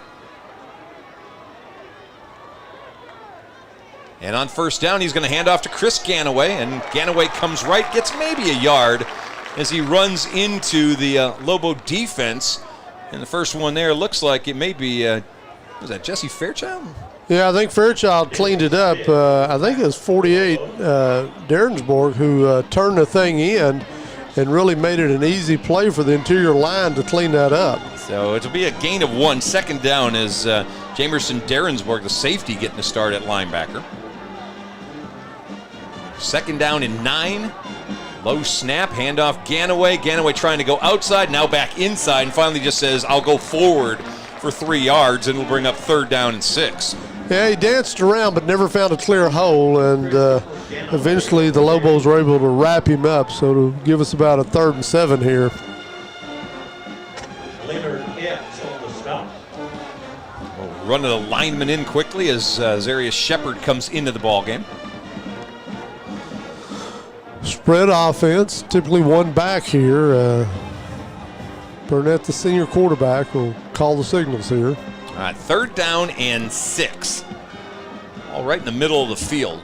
Lobos sit back, no blitz coming, but here comes late rush. Grabbed and drugged down from behind. Jeremiah Rugley gets there first. They'll give him the sack, and that's going to be a loss back to the 20-yard line. 4th down and 10 coming up for the Hornets. Yeah, he took an inside move on Brooks Edmondson, and the right tackle Edmondson just was tempted to grab him and take the holding call, but he just let him go, and that was quick work and a quick 3 and out for the Lobos. Sure was. Sack by Rugley. And the Lobos will send 2 guys back deep again. I say again, that's their typical thing, as back deep are going to be the combination of Willie Nelson and, of course, DeKalen Taylor back around the 40-yard line. Punter is the same guy that kicks off for them, and this was a high booming one by Malachi Graham. Received at about the 35-yard line, fair caught by Willie Nelson, and the Lobos will take back over for a second possession with 8:11 left to play in the first quarter. Well, the Hornets did win the exchange in field position, and so the Lobos have to start a little further back, but no harm, no foul, as looks like Thomas is back in there. We expect him to get the bulk of the snaps here, at least in the first half tonight. So first down, 34-yard line. That's where Longview will start its second possession of this game. And on first down, we'll toss this one out. It's going to be Wright catching it just shy of the 40, and he'll step out of bounds at about the 43-yard line for a gain of about 7, almost 8 on that play. I'll tell you what, they've got their safeties up tight. I'm not going to be surprised if they look at Wright or Hale, either one here early. That time the safety was up, and so single coverage on the outside, and they take advantage of it. Wright pushed like he was going deep, stopped, and got a big gain on first down. It's a ball sitting about 1.5 yards shy of the first down at the 43-yard line. And we'll have a flag before we ever get going. Yeah, may have been a little motion there in the line. I see the flag there on the field now. But didn't look like somebody got set for the Lobos. And here comes the signal, and you're right, we'll have a false start. Yeah, that's unfortunate. After the big 9-yard gain on first down, you end up being pushed back, and you go from 2nd and 1 to 2nd and 6. First penalty on the Lobos tonight, each now with 1. The offside penalty we saw on Bryant to begin things. If you're just hopping on, it's been a 3 and out for each team with a punt. 2nd down and 6 now for Longview. 8:04 left in the quarter. Handoff, that's Lewis, and he picks his way through things up to near the 45-yard line. That should be enough for a first down, and they'll move the chains. Most successful running play in the early going here for the Lobos is Lewis came from the I formation, read the hole well, got a big gain, and so they moved the sticks for the first time tonight. You know, they needed 6, they got 7. First down, Lobos at the 45-yard line. Of course, there is no Taylor Tatum tonight. He's got a bum shoulder. That's why Jarrett Lewis is going to get the carries. Elijah Johnson will be back there as well an awful lot. And we'll empty the backfield this time as we have 3 receivers set far right. In motion, man. Back to pass, Thomas in some trouble, grabbed, brought down, sacked, back at the 38-yard line. Second time we've called Brandon Jones' name, and it's going to bring up second down and 17. Coverage sack that time. The 3 wideouts or through the trip receivers on the far side were unable to get open, and before Thomas knew it, the line had broken and he was in trouble. Yep. So pass rushes from both sides. We've seen sacks from both defensive, well, linebacker for us, defensive end for them. And I'm not seeing 99 in there. Grant Riedmuller's in there, and I don't see 99, their big sophomore, on this play. Second down, Thomas going to roll a little bit to his left. Got a man there, that's right. Threw it high for him, but brings it down across the 50 to the 48-yard line as Jartaven with the reception brings up about a third down and 3. Good job by Wright. Make sure he secured the catch. I'm sure he heard the footsteps coming in on him, but he went up, got the ball, exposed the old rib cage, but he secured it, turned, and got enough that it makes it for a manageable third down. Third down and 3 as we're rolling up on, I stepped out of bounds with 6:37 left to play in the quarter. So on third and manageable, back to the ground go the Lobos. That's Lewis, he's got a first down and more. 35-30 down to the 25-yard line. Big run for Lewis as he rumbles for 24. They brought everybody up tight that time, and so when he broke the initial line, he had a lot of room to operate. It left it to the safeties to keep him out of the end zone that time, but a good job by Lewis. Little crease, he took full advantage of it. Right behind those big guys up front, Mongo Williams, Tavion Morgan, and Ethan Pulte, that middle of the Lobo offensive line. How about another one? Same spot. They go a little bit further outside, but he goes for 8.5 down to the 16-yard line. Well, the OC thought if it worked that well the first time, let's run it back. And once again, they gashed him for a big gain. And this is what the Lobos like to do. Kind of fortunate this drive could have fallen apart after the 5-yard penalty, but they were able to go back and get that first down, and now they're on a roll. This is a punch-you-in-the-mouth kind of drive. Couple of big runs up the middle to challenge that Hornet defense, and this is going to be direct snap to Thomas. He's going to have the first down to the 11-yard line. It'll be first down and 10. A little extracurricular going on as Pulte is tangled up with one of the Hornet defensive linemen. I don't see any flags down, so it's just a little extracurricular. Running off the field's 90 for the Hornets. That's Jalen Russ, the junior defensive lineman. Just a little Greco-Roman action there. Old school wrestling out there on the turf, but they broke it up and we resumed play. So first down at the 11. Lobos can get another one before they reach the goal line. Thomas with one back there. Quick pass. This is going to be for the back of the end zone, and it's a little bit of a late jump by Hale, and it falls incomplete. We'll have second down and 10. Yeah, Hale had the defender between he and the quarterback. Just didn't look like he had a very good view of it, and his timing on his jump may be just a hair off. Well, it's a lot of handsiness there and a lot of face guarding. But Jalen didn't get it at the high point. No, he didn't time his jump well. I agree with that, but a lot of that had to do with the defender was a little bit up in his jersey, and like I said, an awful lot of face guarding for him not to turn his head. Yeah. Second down and 10, back to the ground. It's back to Lewis. This time he gets bumped as he gets to the line of scrimmage, and maybe 2 yards, 3 at the most, up to about the 8-yard line. Third down and 7 coming up. Thomas will come to the sideline, ask Coach King what he's got in mind here. Third and long, you're in an obvious field goal situation if you don't get the first down, but you describe this as a punch-in-the-mouth drive. You'd like to finish it off. Lewis comes out of the game as Thomas gets the play in from Coach King. Hale's going to split out to the right. Right will split out to the left. I say that, and now Hale decides to come left. Yeah, they're going to put him in the slot, see who they get defending him. If they can get him on a safety or a backer, don't be surprised if they cross him. Isaiah Harris, the only guy in the backfield. He's in there to block. This is thrown up for Hale. He goes up high point that time, and it's well defended. Very nice play by the Bryant safety. That's Malachi Graham. who you've seen as their kicker and their punter. He punches that one away at the last second, and it's 4th down and 7. Well, that's that crossing rub route, and they don't get a very good rub on it, and that's why you don't get the separation you expect to see there. We mentioned as they came to the line, he was in that slot position. That's where you expected to see that rub, but Wright just did not do a very good job of getting the defender off of him. The junior Michael Fields on for the field goal try. Harris for the hold. The snap is good. The kick is up. It is good. 3-0 Lobos. 4:12 left to play in the first quarter, and the Lobos take the lead on the field goal by Michael Fields. Quick timeout. We're coming right back to Longview Game Day.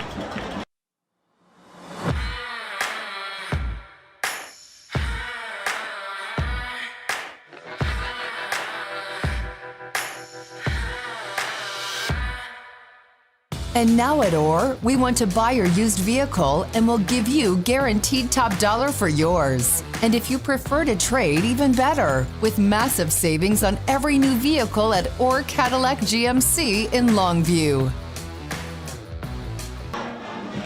All righty, welcome back. The Lobos, with a little penalty issue early in that drive, overcame it, got down to the 7-yard line, but on a couple of tries back of the end zone to Jalen Hale, couldn't make the connection, come out of it with a field goal from Michael Fields from, 24 yards away, 25 yards away, to make it a 3-0 Lobo lead. Well, and if you're the Bryant DBs, you know about Jalen Hale. He's no secret, and he's one of the top receivers in the country, and you had 2 opportunities to deny him touchdown passes in either corner of the end zone. So I got to think the Hornets, obviously the short field aids them in that, but still you got to feel good about denying the 4-star prospect the opportunity to catch a touchdown pass. Fields will tee it up. I believe we've got one guy back deep at around the goal line. Comes Michael addressing the ball. This is going to be a line drive that'll go all the way to the goal line and a yard in. The Hornets decide we're not going to mess with that. We'll down it there, and it'll be first down out at the 25-yard line as Kendrick McCardle downs that. Yeah, heads up play by McCardle. We've seen a couple times this year where these players weren't sure if they were in the end zone or not and kind of pushed it out. That time McCardle knew the rules, knew his momentum, took him into the end zone. He takes a quick knee, and they get the ball at the 25. All right, so we'll start second possession for the Hornets now.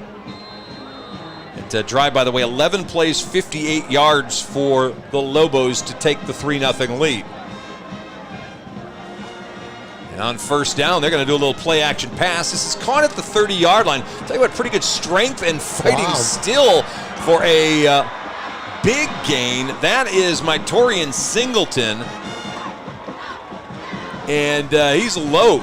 I tell you what, the sophomore wide receiver that time looked more like a tight end as he took half the Lobo defense with him on the play. All the way up to the 41-yard line. 16-yard gain on first down as they move the change for the first time today. Handoff back inside. Ganaway hanging on and finally dropping him at the line of scrimmage is Devin Isaac. Pretty good job. Willie Nelson did a pretty good job getting a hold of a jersey and just refused to turn loose on the off-tackle play. Second down and 9. Isaac's name called for the first time tonight. Again, he comes into this 26 tackles and 2 sacks to lead the way for the Lobo defense. 4 receiver set this time for Bryant. Back to pass Burnett. He's got a little time this time. Steps up in the pocket, and there's a flag back at the line of scrimmage. Burnett's going to get near the 50-yard line, where he'll be dumped on the 50-yard line. But we're going to have this one coming back. Caden Brooks on the tackle at the end of that. Like maybe a chop block there. Let's see what the call is here by the umpire. He saw something he didn't like, and he's pointing backward. You can block below the waist in Texas, but you can't chop someone who's engaged. Now he's going to call a hold there. I thought he called a chop, but it's going to be a hold instead. Yeah, so 10-yard penalty on the hold, and we'll get to go back and do that again.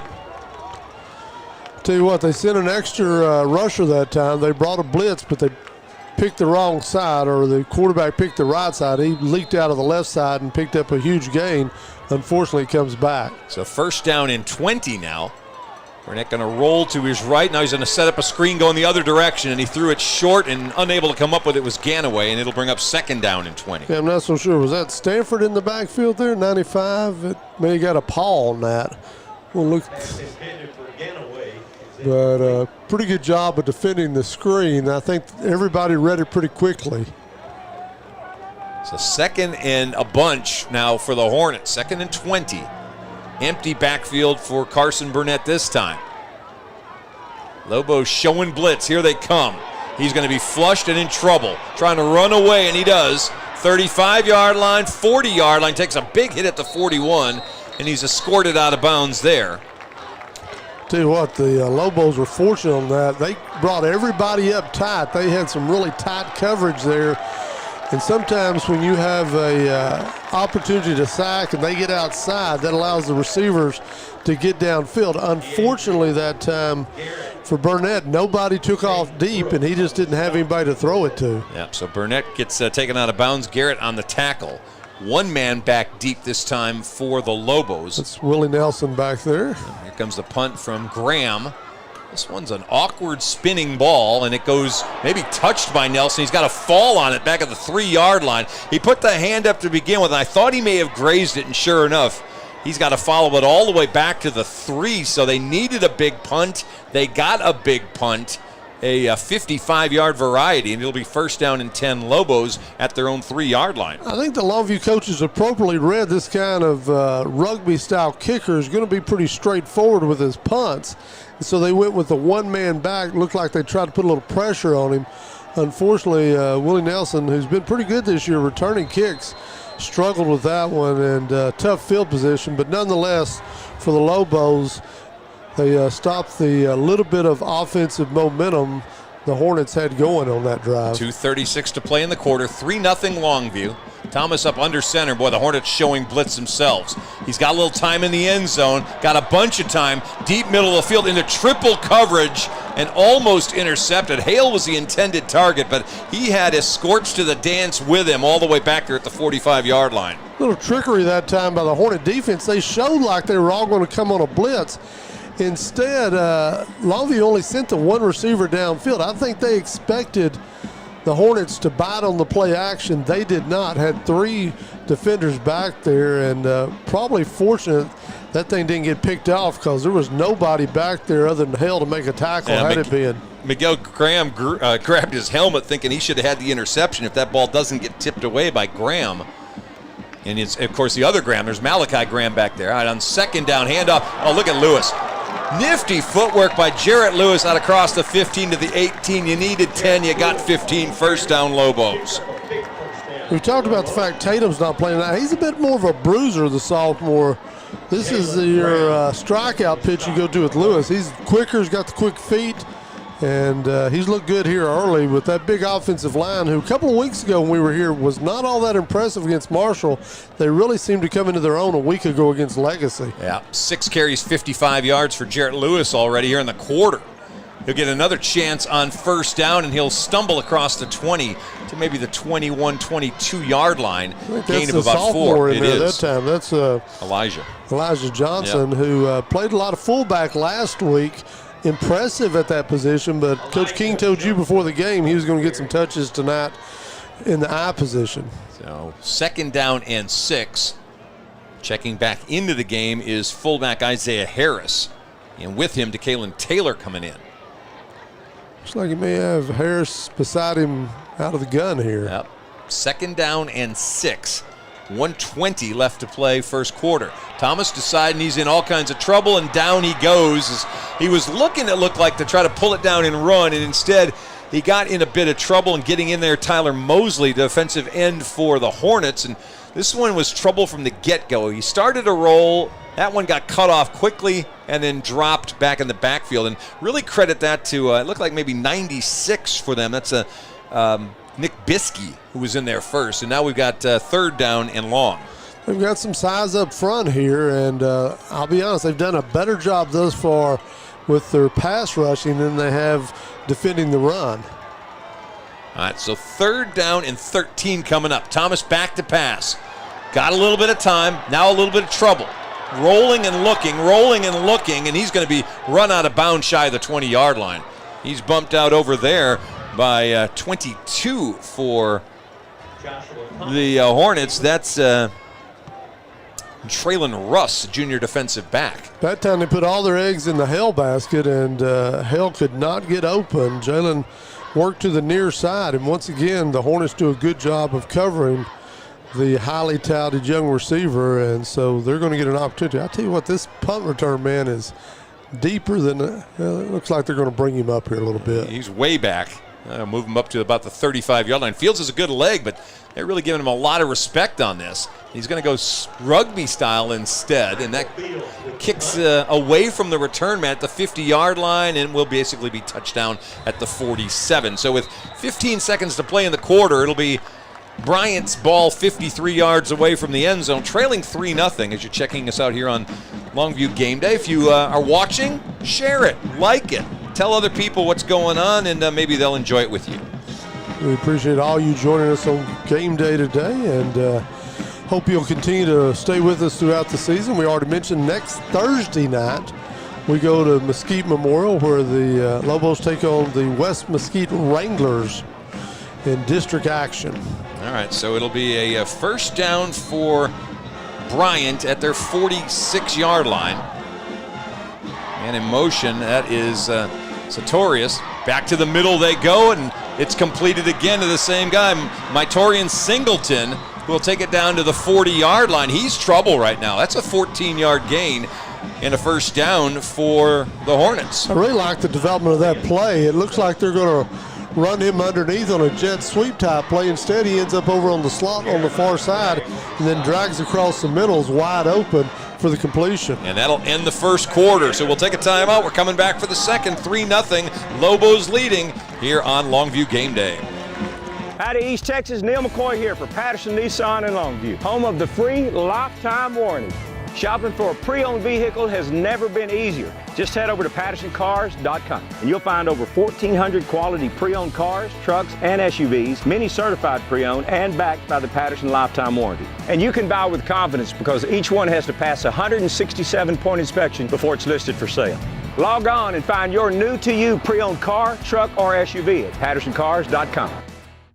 Did you know that football is the leading cause? The Lobos lead it on the scoreboard 3-0. Had a pretty good first quarter as well, outgaining the Hornets by a margin of 86-37. Of course, they got the only points. That's a 25-yard field goal from Michael Fields, but the Hornets have it first down at the Longview. Now they're on the wrong spot. Yeah, I was going to say, I think home cooking right there. Umpire didn't remember where the spot was, but it's good field position here for the Hornets as they try to get some offense going. All right, from the 39-yard line, it'll be first down as we start quarter number 2. Carson Burnett, the quarterback for the white and blue clad Hornets. Simmons in motion, handoff to Ganaway, big burst up the middle. He'll be spun down to the 31-yard line for a gain of almost 8. And that's, Willie Nelson on the tackle. Big run by Ganaway. First burst we've really seen from Ganaway. Yeah, they did a similar formation as they did on the previous play with Singleton, bringing him underneath like they might consider the jet sweep, but instead he was just a decoy on that play, and it opened up the middle. It's second down and a couple. And it's Burnett back to pass. He's launching one towards the 10-yard line. Oh, nicely done defensively. Well done, Jaden Simmons. The sophomore knocks that away last second from the intended target for the Hornets. That's Deja Hale. We've got a Hale, they've got a Hale. Well, that wasn't a Hail Mary, but for a moment he had some separation, but Simmons closed quickly, got a hand on it, knocked it away at the last minute. And we've seen that young sophomore make some big plays here early in the season. He looks like he's going to be a baller. Hale, no, says Simmons. Third down and a couple. Handoff back to Ganaway. Boy, he's looking for someplace to go. And he leaned forward and may have gotten close enough to get the first down. Simmons came in and forced him back inside. He's going to be very close, maybe a half-yard shy from where the head linesman's putting that ball down. Does look a little short, but this is pretty obvious. It's going to be fourth down, and they're going to go for it. Nobody even considers leaving the field. So here we go on fourth down. Still staying in that spread offense. Handoff to Ganaway. He's got the first down as he crossed the 28-yard line. Probably fortunate that was not a good exchange. That time, Burnett looked like he couldn't find Ganaway to give him the ball for a moment, but eventually Ganaway will get the ball, have enough of a hold to achieve the first down. Chase Smith in there on the tackle. So ball's at the 27-yard line, actually, where it'll be first down and 10. We're in the first couple of minutes of the second quarter. 3-0 Lobos lead. Roll out Burnett to his right. He's got a receiver short. Found him. Well, it's a nice catch falling out of bounds, but they're going to say incomplete. Yeah, never got a foot down, and his booty went out of bounds. Good looking play, though. They roll right. He's got an escort with him, but just unable to complete the pass. Yeah, Connor Corley was the intended target. He made a great catch, but falling out of bounds, just couldn't bring the thing in with a foot down, and so it's second down and 10. Again, they'll stack 3 receivers to the far right side of the field. Fake the handoff. They're going to throw one up again for Hale. This time fighting with the defender Simmons, who again manages to get a hand in there and knock it away. That's 2 spectacular plays for the cornerback Simmons, and it's going to bring up third down and 10. Yeah, I don't think they got the box right on the far side. It's showing first down, now it's showing second down. They probably need to fix that. I'm trying to look here on the scoreboard. It says second and 10. Finally, they fixed it. Third down and 10 now. Burnett rolling to his right. He's got all kinds of pressure, setting up a screen the other direction, and Ganaway never looked around for the football because they didn't have time. Coming in fast was Jesse Fairchild, who was all over Burnett, and now it's 4th and 10. Yeah, Fairchild just broke out of jail and came to get him, and there was nothing Burnett could do but try to get rid of it. And it's unfortunate. They had a pretty good wall set up here on the near side. That could have been a big gain, but a great job by Fairchild to snuff that thing out early on. So another 4th down for the Hornets. They're going to take a shot at this on 4th and 10. They're really in no man's land. It's a 45-yard field goal, and it's too short to punt. So 4th and 10 from the 27. Empty backfield. Burnett's got a little time.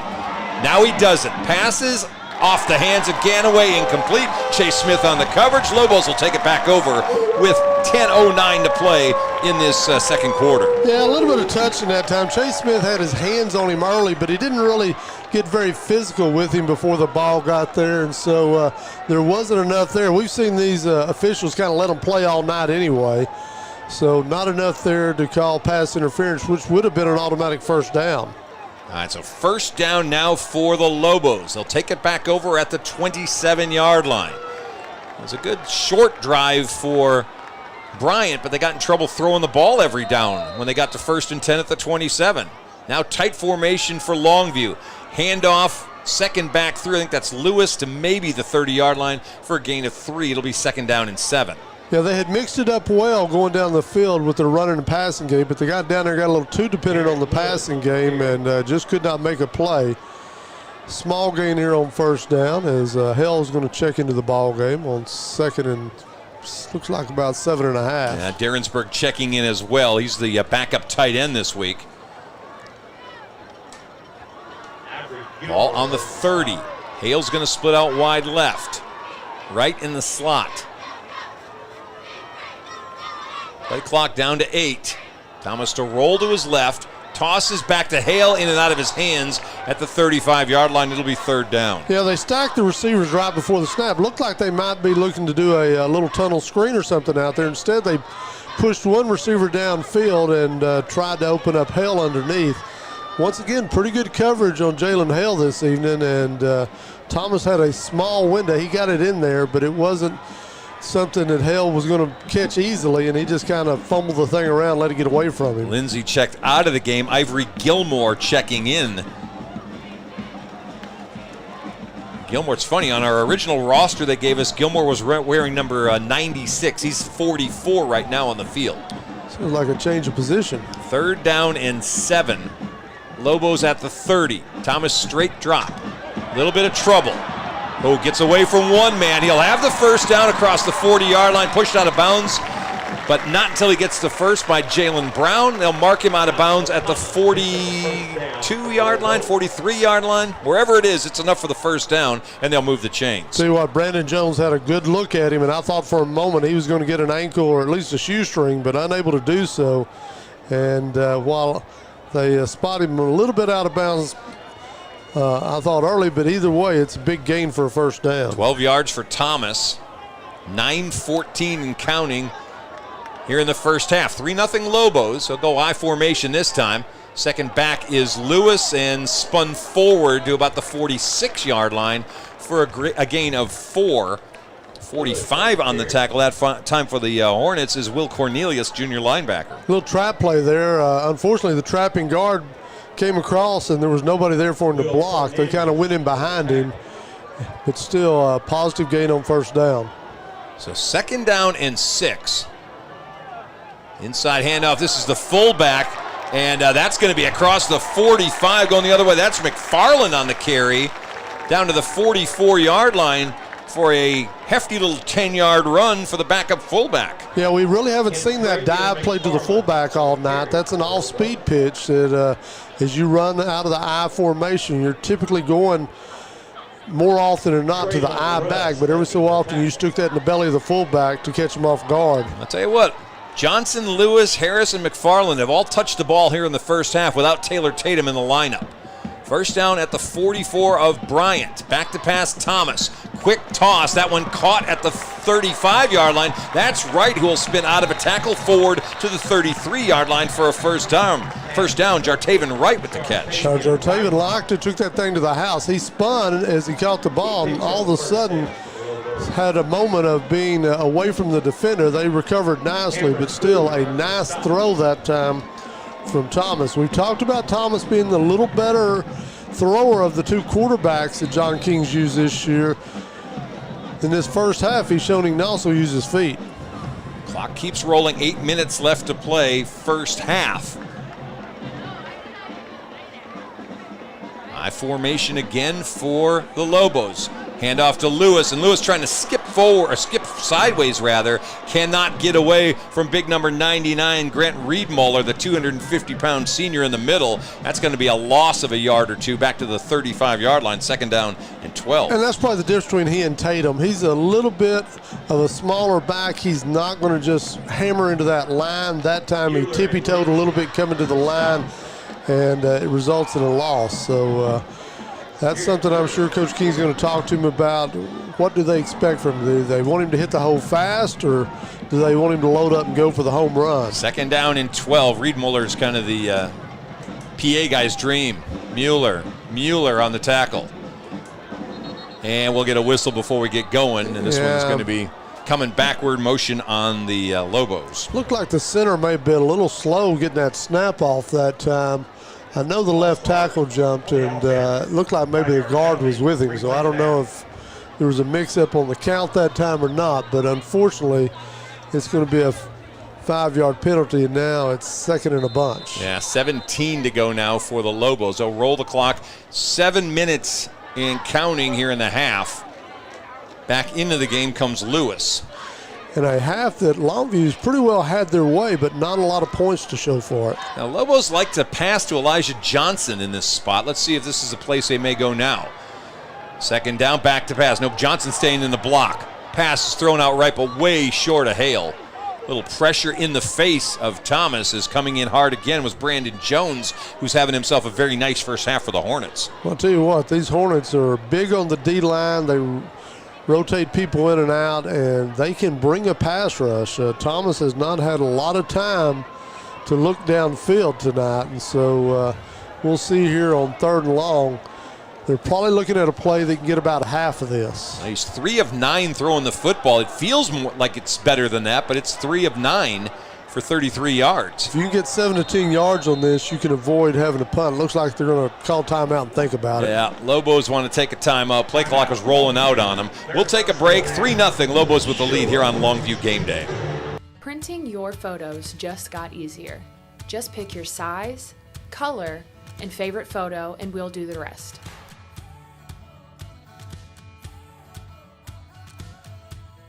Because your unforgettable moments are meant to be framed.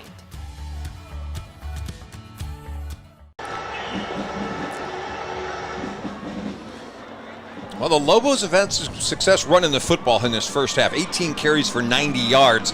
Not so much throwing the football. Just 3 of 9 for 33 yards, and they're only 1 of 6 on third down conversions.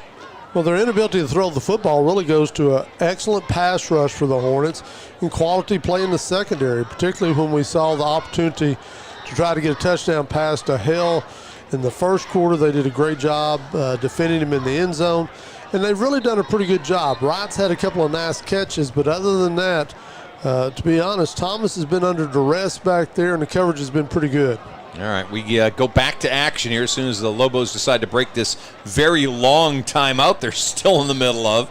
Can't believe the officials have allowed them to be out there that long, but they have, and here they come. You're not going to tell people to break it up on homecoming, I guess. No. No, you let them do what they're doing. McFarland's in the game. He'll be the tailback in this one. And the 3-receiver set, Taylor, Hale, and Wright will all split out to the right. Back to pass, Thomas. Got time this time. Goes deep. Hale on the sideline, little bit far for him and a little bit out of bounds, and probably hit the wrong man. It looked like Wright may have been open on the post. Yeah, I agree.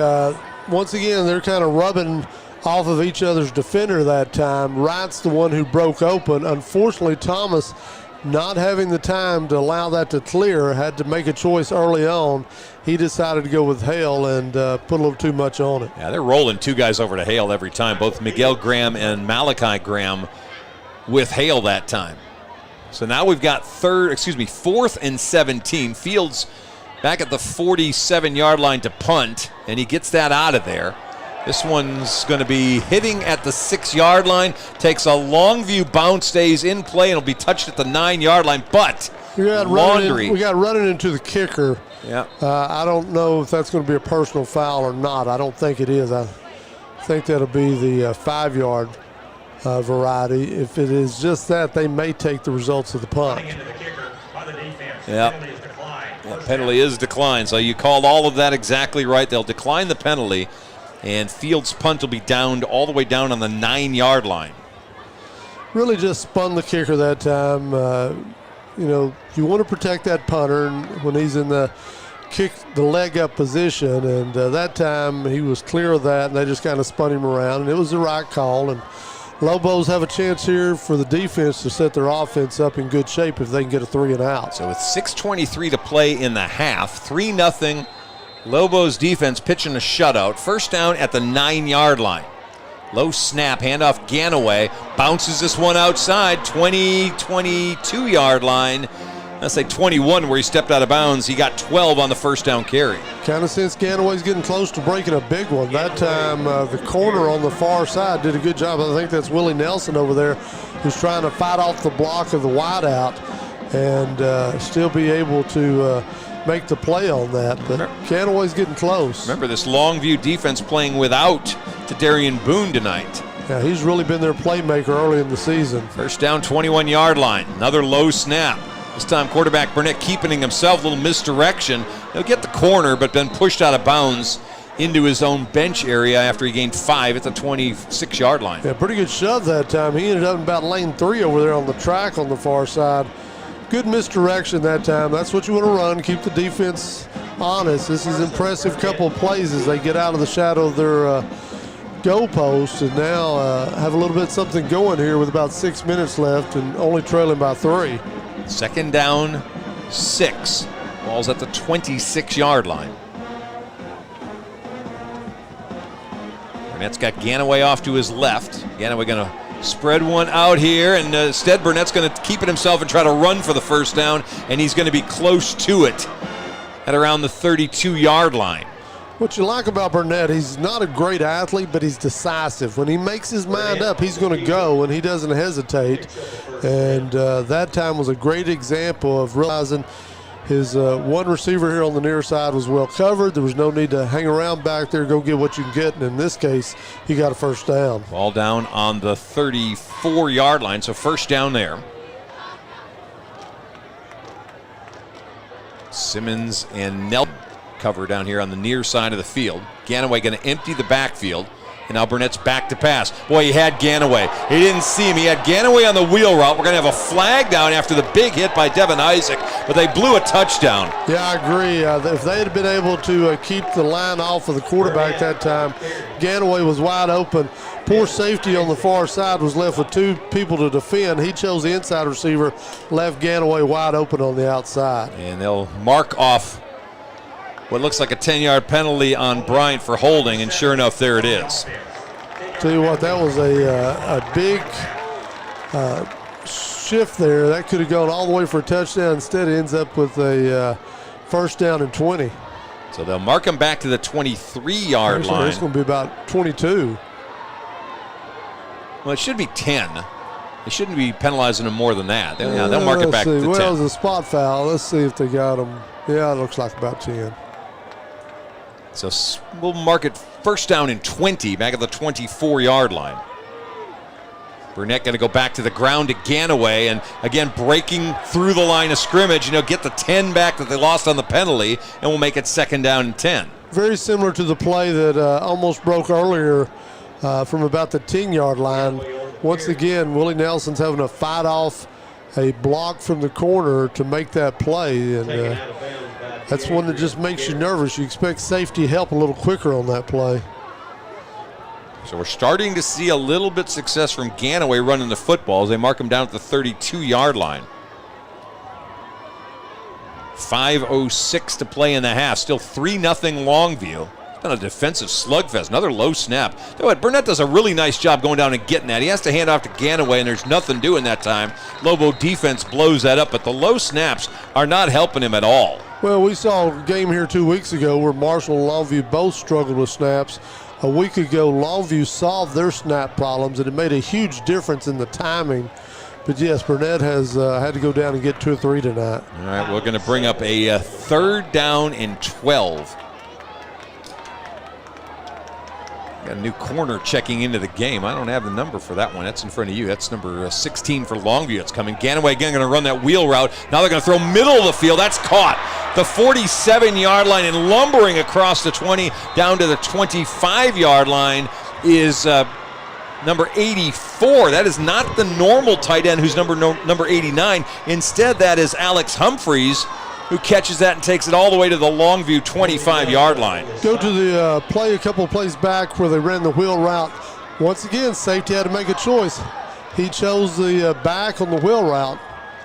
All right, on first down, Burnett going again. This one, Simmons, Mytorian Simmons into the end zone, and it's a touchdown for Bryant. 2 quick pass plays, and with 4 minutes exactly to play, Bryant's taking a 6-3 lead. Yeah, we talked about the change of momentum. After they take the penalty, get first and 20, Brian cranks it up and makes 2 huge plays and take the lead for the first time tonight. Well, that was quick hitting. All right, point after try for Bryant. That is up, and it is good. Kick made by Stephen Fuller. 7-3 is the score. We'll take a break. Exactly 4 minutes left to play in the first half here on Longview Game Day. Over the last 10 years, our office has achieved many record verdicts. There's the first touchdown of this game, and it comes with exactly 4 minutes left to play in the first half. Little adversity on that drive. They start on their own 9. They get a penalty that looks like it was a drive killer, but the Hornets show the poise of a 3-time state champion as they march that thing down the field and take the lead here before the half. All right, so kickoff time. Graham back on to kick it, and he's going to go short and high, and coming up to grab it at the 17-yard line is Hamilton. He'll get to the 30 and keeps going to the 39-yard line. Good return, 22 yards on the return for Hamilton. Braylon Rancifer with the tackle. That's a name for you. Yeah, a strong tackle, but he kind of pushed him another 5 yards up. Excellent field position here. Plenty of time left for the Lobos to get some additional points here before the half, starting on their own 40. All right, so they get the 23-yard kick return. And a pretty good field position start for Longview. 40-yard line, 3:52 left to play in the half. First down and 10. Will fake to the ground. Little time for Thomas.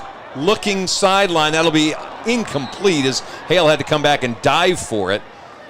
And we'll stop the clock, and it'll be second down and 10. Yeah, good play action that time. They got more time for Thomas. He got his feet set, just did not make the throw that he was hoping to make that time. Hale came back and gave it a good effort, just unable to pull the ball in there at the last minute. Let me correct that. I think that was 9, not 8. I think that was instead DeKalen Taylor who dove in for that ball. So 2nd down and 10.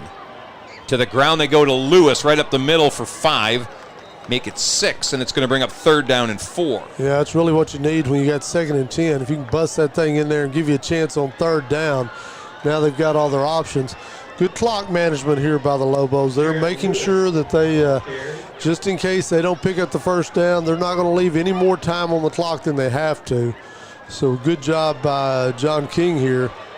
And really too close for a 1st down for Bryant to call a timeout. Knee down actually at the 45-yard line, so it's 3rd and 5 for Longview. They got to get right to the midfield stripe. They'll go inside handoff. Little problem with it between Thomas and Harris. Nothing. Actually, it's not Harris. It's the second back, McFarland.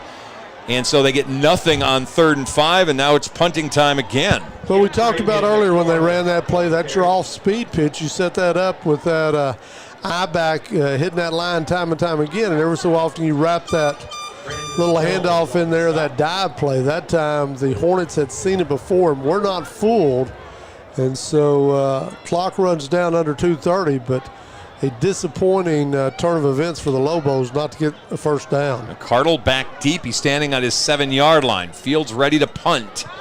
This one doesn't roll over. It'll hit at the 25. It's a sideways kind of bounce and dies on the 20-yard line, and that's where Bryant's going to get 2:18 to work with. Fields has just not gotten a good roll all night. He's had a couple of punts that you thought when they landed were going to roll for some additional yardage. Just has not happened for Fields tonight, and so with 2:18 left, you kind of expect the Hornets to open this thing back up. They just look really good with their passing game. So we'll see if they come back with that and try to get this thing going again. This first half has been a thing that Lobos have not looked good at, is their passing game.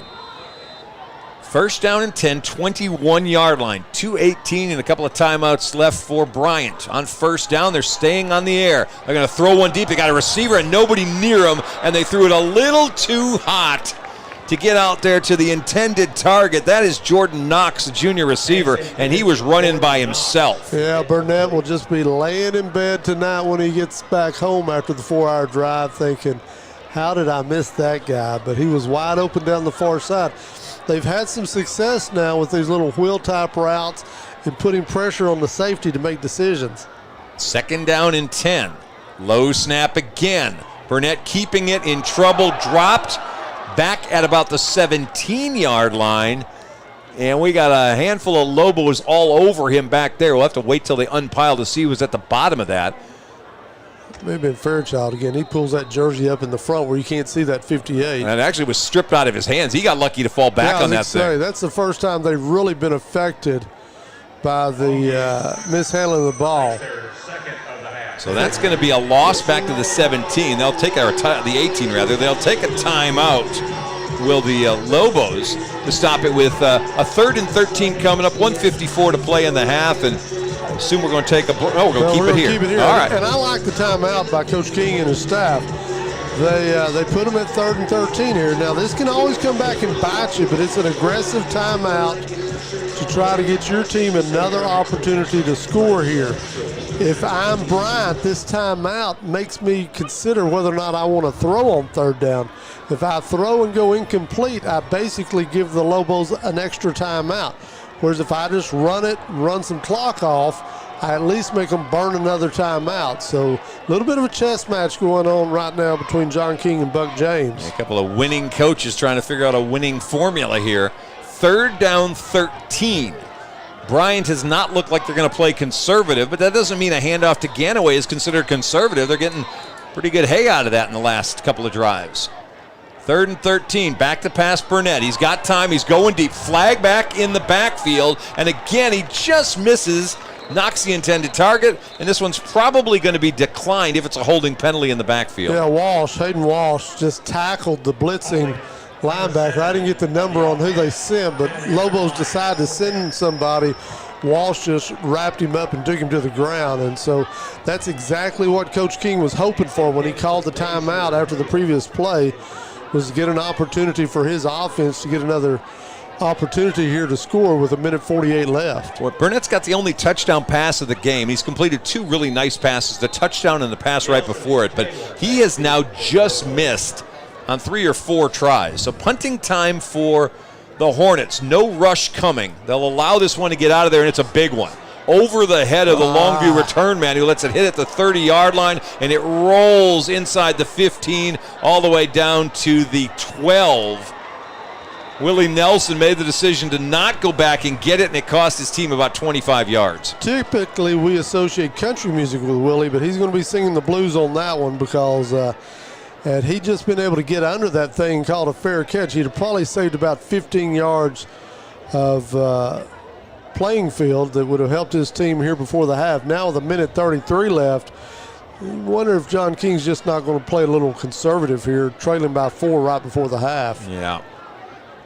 But then we remind you, he's got Jalen Hell out there, and he's in the slot here. We'll see if they bring a corner over to cover Hell in the slot. Looks like they did not get there. There goes Hale down. It's actually Hamilton down the field. He's being grabbed as he goes down the field, and the pass is out of bounds. Tell you what, Hamilton was being held down the field pretty obviously, it looked like, by the corner for Bryant, and no flag, and it's 2nd down and 10. Something happened with Hell's route. That time Hamilton drew the double coverage. Hell was all by himself, and for a moment nobody was in the picture with him. Almost looked like he broke his route off that time. Got to be real careful if you're John King here. You do not want a quick 3 and out and have to punt right here, especially if your 3 and out includes 3 incomplete passes. Yeah, the Hornets have 3 timeouts left. Yes. They can fool around here and throw 3 incompletes and give the ball back over at midfield to Bryant with 3 timeouts to play with. 2nd down and 10. Boy, it looked like a little movement early. There's going to be the flag. Yep. Yeah, they were intended on just running the clock out there, but unfortunately they're going to get 5 yards further back, and that makes this even more dicey. You pretty well expect now that's going to push the ball back to about the 7. You figure whatever happens on this play, and you would expect it to be a run, you figure Bryant's going to call timeout. Yeah. 5 yards, replay the down. Yeah, since 1st down was incomplete, you can get the ball back with 1:10-ish or so if you're Bryant and still have a timeout in your pocket to play with. So 2nd down and 15 coming up now for Longview. They trail 7-3 and just have not looked good throwing the football so far. Thomas, who looked so good last week, struggling this week. 5 of 6 a week ago for 188 yards. Not so much today. He's rolling this thing to the right. Boy, he doesn't want to get pushed out of bounds. Does his best to stay in, and he slid out of bounds.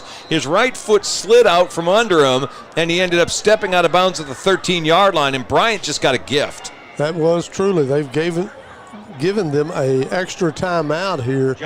I like the call. I almost, before the snap, said I just let the quarterback take it and spread the thing out and try to pick up as much as you can. Not so sure I wouldn't do it again on this play, but you got to preach to him, stay in bounds. All right, so with the clock stopped in 1:14 left in the half. Now if you're Longview, it makes no sense to worry about the clock. Now you got to worry about trying to get the 1st down, since they've got all their timeouts anyway. Instead, they are going to run the football. It's Lewis. He'll have the 1st down and go out of bounds at the 34-yard line. Wow. Yeah, they stuck Lewis in right before the snap and did a great job that time of sealing the end here on the near side. Looks like they've got one of the offensive linemen going to have to come off because of a helmet issue. Can't tell if that's 70 or 78 coming off right now, but looks like 78. That's probably Pulte coming off. So Lewis rumbles for 22 yards up to the 34-yard line. 1st down and 10. Thomas back to pass. He's got time. He's going to throw this one. It kind of falls ducky, and Hale's going to come back and get it at the 27-yard line. Hale's going to work his way to the end zone, and how about that one? With 40 seconds left to play in the half, Hale comes back for the underthrown ball and converts it into a 66-yard touchdown pass. And the Lobos are going to sneak back into the lead with a 9-7 lead in the point after coming. Well, it started with some of the better protection Thomas has had this half. Still didn't quite get the feet set and get as much under that as he would have liked, but he was able to get it off, and Hale just made one of those plays that reminds you of why he's so highly touted. And point after try is up and good. 10-7 Lobos. Josh Rice is going to have nightmares tonight. He was the guy that thought he had an interception, and Hale came back and beat him to the ball. And just like that, your D1 5-star guy gives you the lead with 39 seconds left to play in half number one. Talked about last week, he sometimes looks like he's playing at a different speed than everyone else. He had to wait up on a couple of balls last week. He just flat had to come back and get this one and take it away from the defenders. And when he did, the defenders kind of toppled around him. Got a great block. I don't know if that was Phillips that got the block on the far side that helped seal the deal, but either way, he took it to the house. It's funny because Hale knew as soon as he caught the football and turned, he had a touchdown. He did not sprint that full speed to the goal line. He didn't need to. And his first catch of the night gives the Lobos the lead. Yeah, you're right. He realized he had all the green to work with he needed, and he just took it in. And like I say, there's just times where he looks like he's playing at a little different speed than everybody else on the playing surface. Yeah. All right, well, we'll kick off with 39 seconds left to play in the first half. 66 yards on the touchdown. Tell you what a great play call when they were down there on 3rd and long, and Lewis broke the big run. Here comes the kick from Fields. This will sail down to the 3-yard line. Oh, a little bit of a lane here at the 30, 35, and out of bounds with a flag coming in behind the play at about the 39-yard line. On the return that time is McCardell. That's typically where you get a block in the back. I tell you what, they got fortunate. The lane broke down. The person here on the near side didn't do a very good job of maintaining his lane. That allowed there to be a crease there. And for a moment, it looked like he'd have an opportunity to pop that thing all the way, but he had to slow down, and that's what created the hold there late.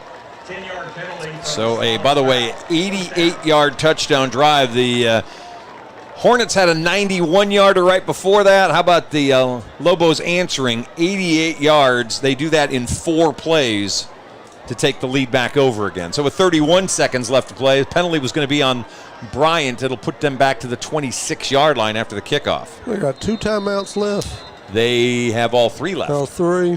Okay, well, see if they are content to go into the halftime down by 3, or if they're looking for more. So ball's at the 26-yard line, first down and 10. Handoff to Ganaway, and gets a couple, and that's all. I think there's your answer. I believe you are correct, sir. I think they are probably pretty happy to only be 3 down. To be honest, Longview, I'm going to think it's got a lot better stats here before the half as we're about to go in, but Bryant hasn't gone away, and they've showed some poise here hanging around. Yeah, they're not even going to mess around with it. They'll take the ball and go to the locker room trailing 10-7. And the Lobo faithful, a little bit of a happy hand here on homecoming. They looked for a few minutes like they were stumbling. The defense had a very good night so far, except for 2 pass plays. The offense struggled to throw the ball, except for 1 pass play. And because of those 3, we've got a 10-7 ball game. Yes, and if you're the Lobos, you got to go back in, clean some stuff up. You got to figure out some way to give Joshua Thomas a little more time, and you may show a little more commitment to the running game here in the second half, as Lewis has looked pretty good at times. Here's how you go real fast, statting things up. 22 carries, 123 yards on the ground for the Lobos. 4 of 13 throwing the football for 99 yards. So add that together, you get 222 yards of offense. 15 carries for Bryant, 52 yards on the ground. They were 4 of 11 for 98 yards. So 4 for 98, 4 for 99. Talk about even passing game for the 2 teams. That's 150 yards of offense for Bryant in the first half. Running the football, Lewis had 11 carries, 87 yards. And remind you here on game day, one of the cool things is we bring you the band, we bring you the halftime show. And we're about to do that now. But first, we're going to give you Morgan and the crew as they're getting ready to set up down on the field. And I think we're going to throw it their way. It's a new season. And at Sport Clips, all of our stylists are clean certified and guy smart.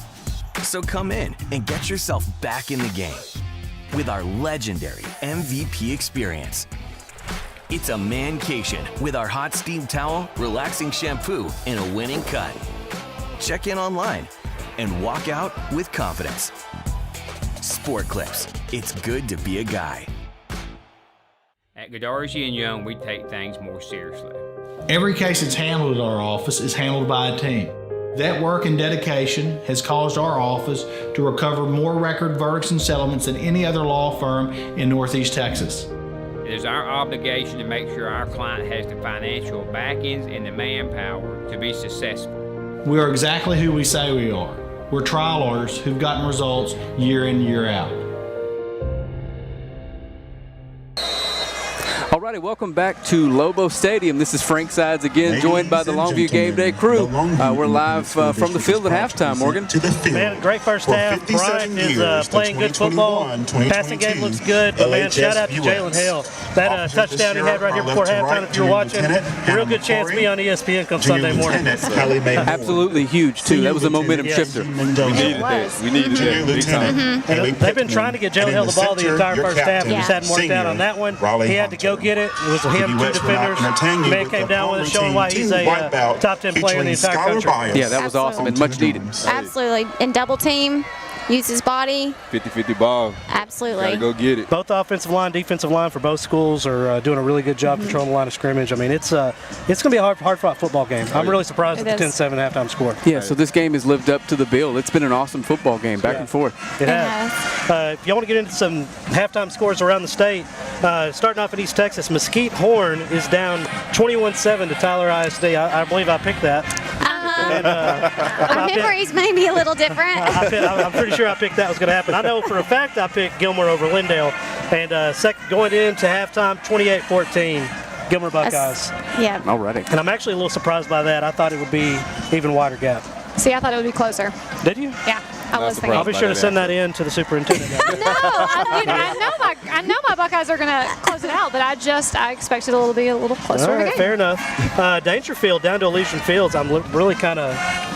I know. I was surprised by that, but maybe Dangerfield's a second half team, and maybe so. We'll see it. But well done, Elysian. 16-6 to Elysian Fields. Harmony's up big on Harleton, 23-0 at halftime.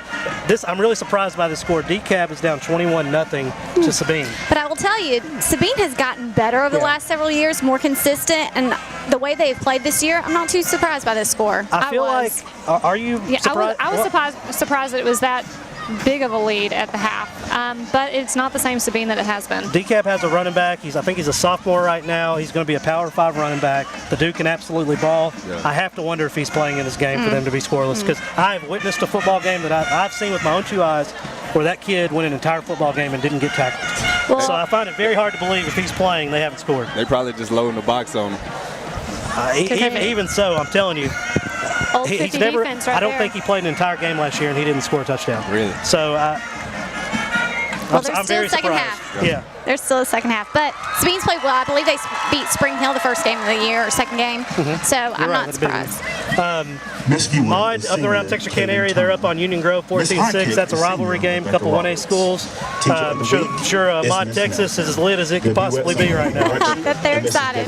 New Diana's down big to the Roughnecks out of White Oak, 45-0. And now, 2021 Troops up 2010 on Brownsboro. Salina is running it up on Pewitt at halftime, 42-0. Wow. And Pewitt's 2 years removed from a state championship appearance. They're a year removed from a fourth round appearance, where it can very well be said a missed call in the end zone could have took them to the fifth round, and possibly that team went and played for state. So I'm really surprised. Salina is ranked number 3. They are a good football team, but that's. I'm wondering how many Pewitt graduated though. Oh, I'm sure they don't have a bunch, but from those teams. But still, once you learn how to win, it's there. It's hard. Yeah, it's hard to. A couple of other small schools. Quitman's up on Hawkins, 20-6. Van's up on Pittsburgh, 28-6. And Coach Fuller, one of my best friends over there at Kilgore's, up on Gladewater big, 33-0 at halftime. Gladewater's a great football team. They're playing up. Kilgore's a much larger school. This is to be expected, but I am a little surprised up 33-0. Kilgore is on the run right now. Yeah, you know, Kilgore lost to Pine Tree last week. I was really surprised about that. But shout out to Coach Fuller and the Bulldogs. Wish them best of luck the rest of the season. Spring Hill. Now, I do need to shout out Pine Tree. Okay. An old friend, Kerry Land. You know Kerry. Yeah. He's got that program headed in the right direction. They are playing really, really well really right good now. football team. Henderson's up big on Spring Hill, 35-0 at half. Okay. Well, we've got some stats coming down from up top. If you guys are ready, all right. Sorry, I'm trying to interrupt you there. All right. Total yards: Longview 222, Bryant 150. Jarrett Lewis is leading the way, rushing 11 carries, 87 yards in the first half. Josh Thomas 4 for 13 passing, just under 100 yards, but a couple big plays scrambling out of the pocket. Man, I don't know if I would have thought Longview was leading in total yards if you hadn't told me that. Yeah. It's been outside of one big play. It's been a really slow ball game. Mainly the first quarter. Longview was really in control a lot during that time. So I'm not surprised right now that they're leading. And I feel like Bryant just had that one drive where they moved it down the field. It is like, man, they hit that tight end on that go route, and then just things started clicking the rest of the time. Two big plays. But I'll say, like Lizzie was keeping some stats of Jarrett Lewis. Jarrett Lewis, he had a heck of a first half. I mean, he was running so hard in between the tackles. Yes, following his line. I was really impressed. I expect some of that patience to start paying off in the second half. I do too. Yeah. I do too. I think Bryant is a little bit surprised right now. Longview came to play. I think Bryant has a 32-game winning streak, 3 state championships. They're playing a really good football game, a lot better than thought, but, you know, there is a big difference in football, but they are the best team in the state of Arkansas, so they're definitely playing with the Lobos. A couple other scores: Pleasant Grove's down in the third quarter, 28-7 to Silsbee. Liberty Ilo's up on Atlanta at halftime, 7-0. I thought that would be sounds like a barn burner out there. Higher scoring affair. You can catch that if you're interested in it. That game is streaming on our Texarkana Game Day page, and you can also catch it on the Texarkana Longview YouTube page, as well as that Pleasant Grove game. Jefferson with Hooks. Remember I told y'all Hooks is down there. I'm not going to call them their best player, but their most exciting player. They're up 21-20 over Jefferson right now. Wow. They were just down 14-20 and going into halftime. Redwater down 22-0 to New Boston at halftime. Queen City down 21-6 to Frankston, and I think that basically has us covered. Not statewide, but East Texas area that I can remember. But Frank, what do you think it's going to take for Longview to spread this lead out? Well, just more of the same. So Bryant is fairly predictable on offense. They do one thing, but they do it really well. And Longview's done a good job holding them at bay, basically. I expect to see the defense continue to play well. And I expect to see Coach King to take more shots downfield. And I expect Longview to outscore them in the second half and put this thing away in the fourth with that running game. If you need a prediction, let's go 27-17.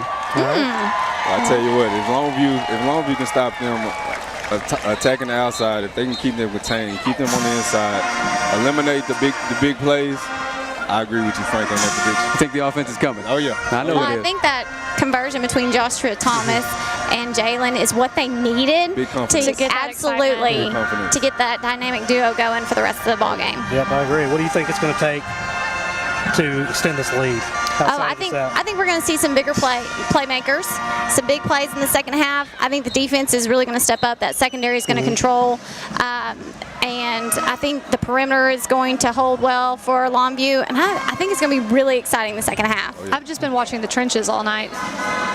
Bryant's got some splits on the front. I mean, they've got their offensive line's pretty controlling. But you know, we had a couple sacks and Jeremiah Rugley. He had, right off the bat, first series of the game. I didn't know we're supposed to take notes. She I'm down here looking like an amateur. I've got to. I have to. Yeah. This is I love it. So yeah. Well, you know, I always keep on Devion Isaac. Oh, yeah, I know you do. He had a huge hit over here. It's starting to be concerning. Yeah, yes, that quarterback got lit up a little bit. I was nervous for him. I was like, oh, he's a tough kid. The one on that other end of the field. I was on their sideline. I think they're starting to keep an eye on him, everybody over there just looked away. Did they hold their breath? Yeah. Hey, the quarterback was getting real slow a couple of times, too. Hey, man, when that dude's coming in hot, you just need to hit a knee. Oh, yeah, for sure. Anyway, hey, we appreciate you watching us halftime, and we'll kick it back upstairs.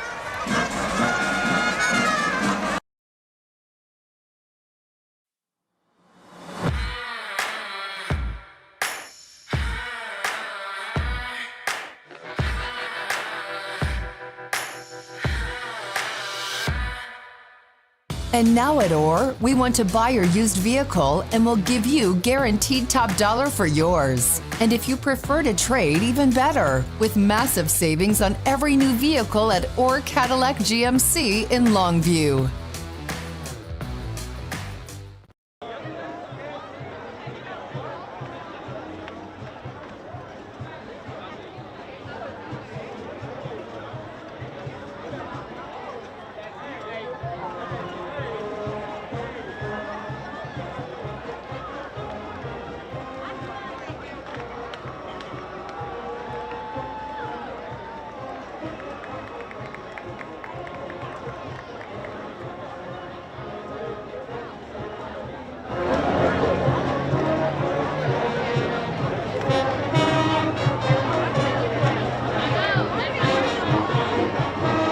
Power plugged in. Plug the iPad in so it's charged for correctly.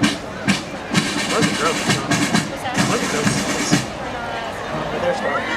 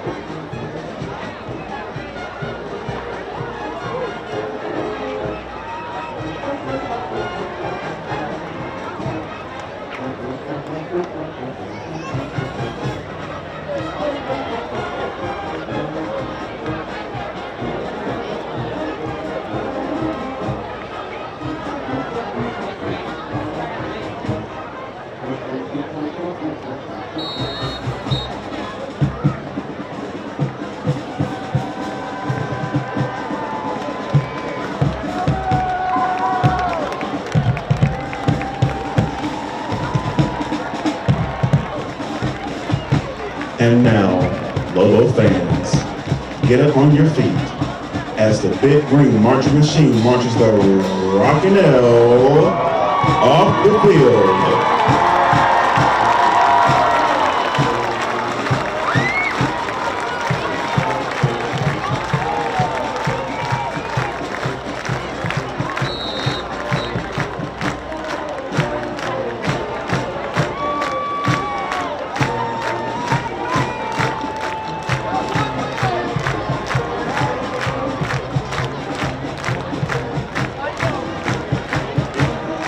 The students and directors of the Lobo Band would like to thank our parents, community members, and LISD for their continued support this season.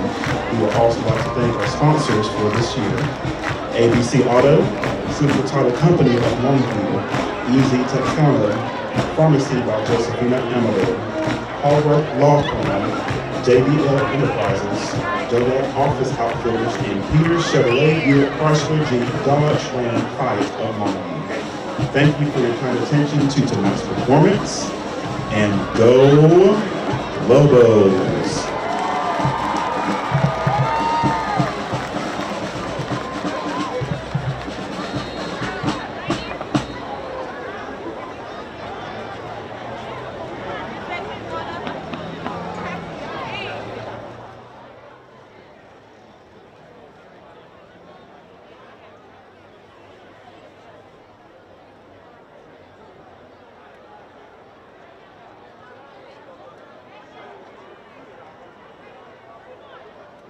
At Godarzi and Young, we take things more seriously.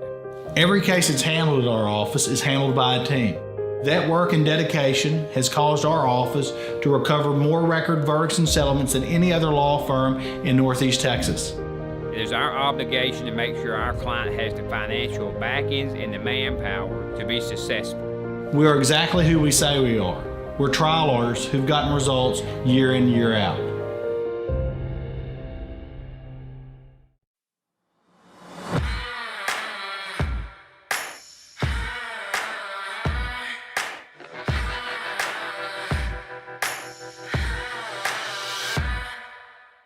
And now at OR, we want to buy your used vehicle and we'll give you guaranteed top dollar for yours. And if you prefer to trade, even better, with massive savings on every new vehicle at OR Cadillac GMC in Longview.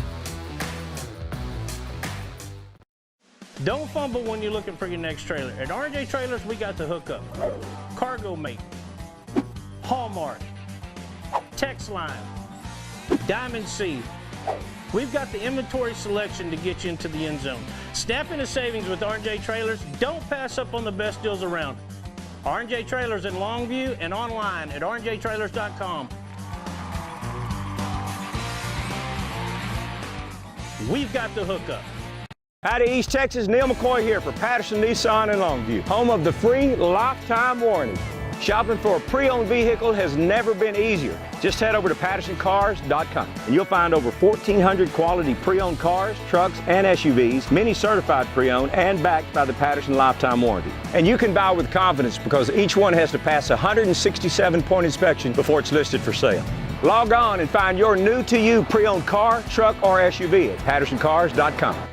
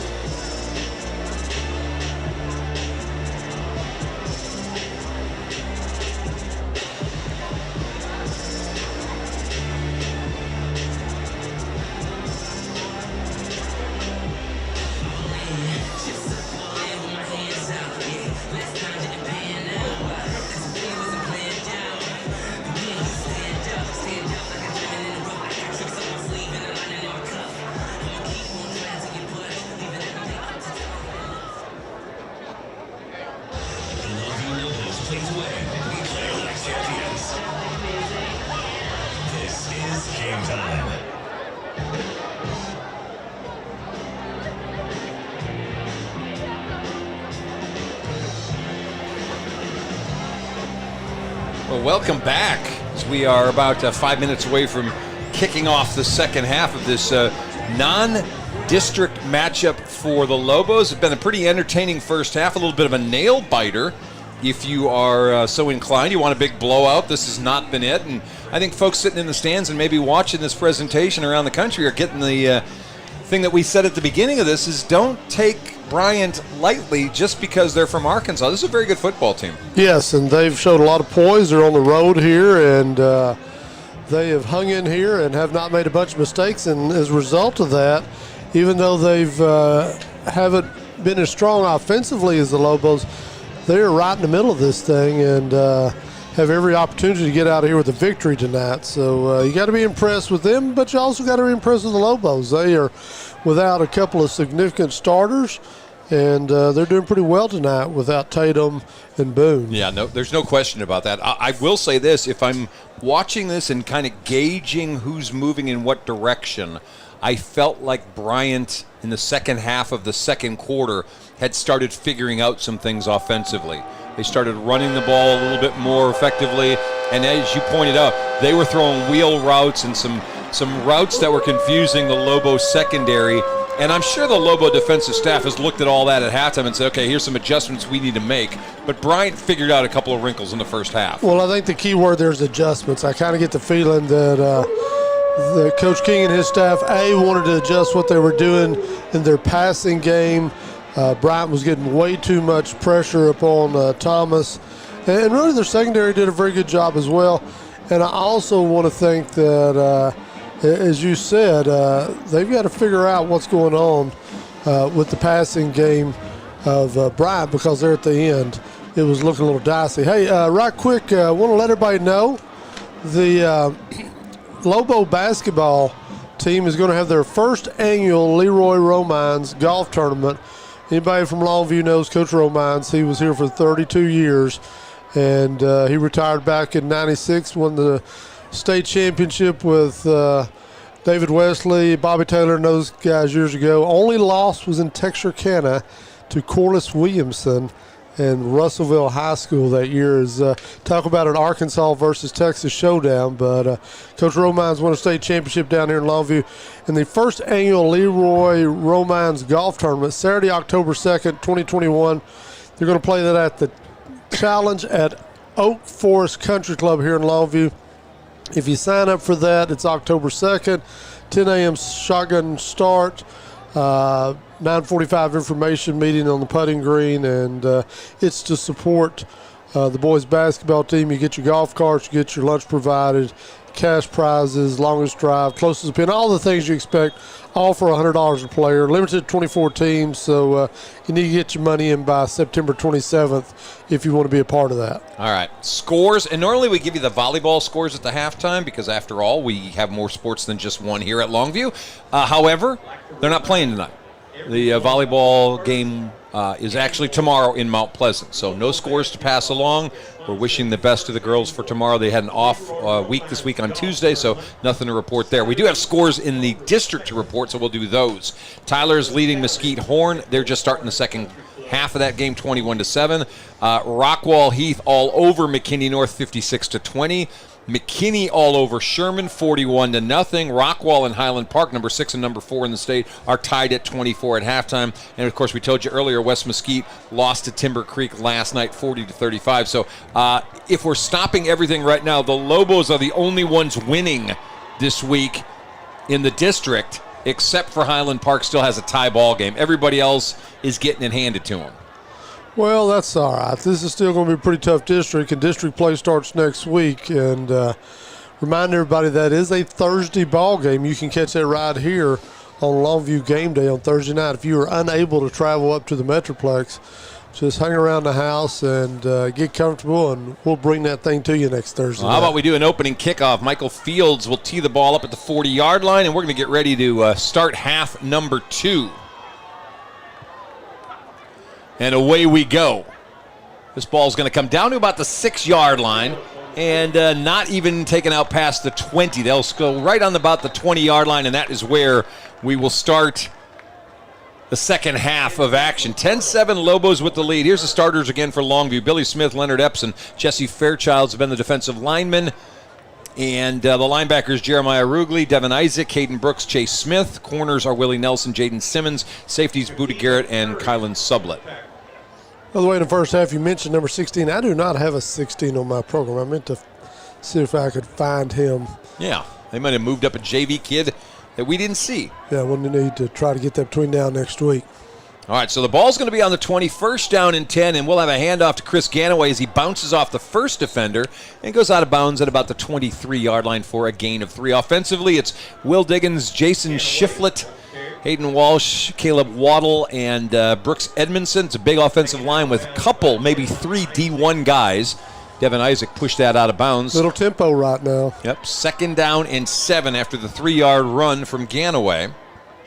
And on 2nd down, they're going to be a little play-action pass time. That's going to be complete and out across the 30-yard line. Blake Everett with the catch. The 6'2", 185-pound senior picks up about 9 on the play, and it'll be first down. Simple little hook play, but effective for a first down. And they come out here wanting to run tempo early against the Lobos. Okay, so first down at the 32-yard line. And on first, we'll have a little pitch to Ganaway going right, and he does not get the corner and gets met and pushed down in a big hurry. That is Caden Brooks on the tackle, and it'll be 2nd down and long. Yeah, a little quick pitch out of the gun that time, and Ganaway never got ahead of steam up and was met by multiple Lobos that time for a loss.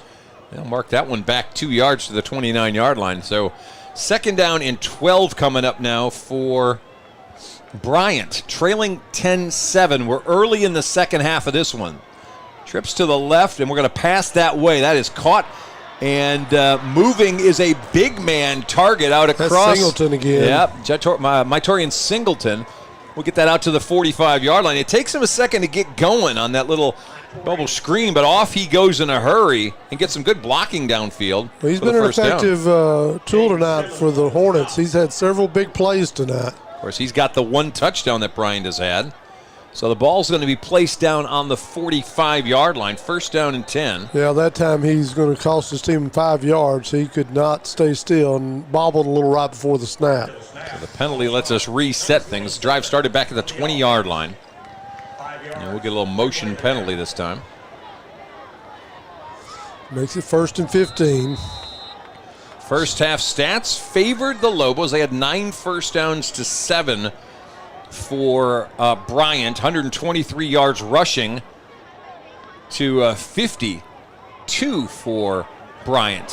First down pass is not going to be much. In fact, maybe just back to the original line where they started this play. That's again Everett on the catch.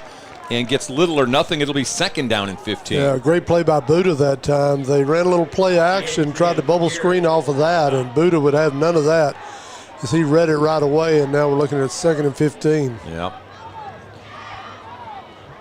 Bryant will look over to the sideline, get their play in.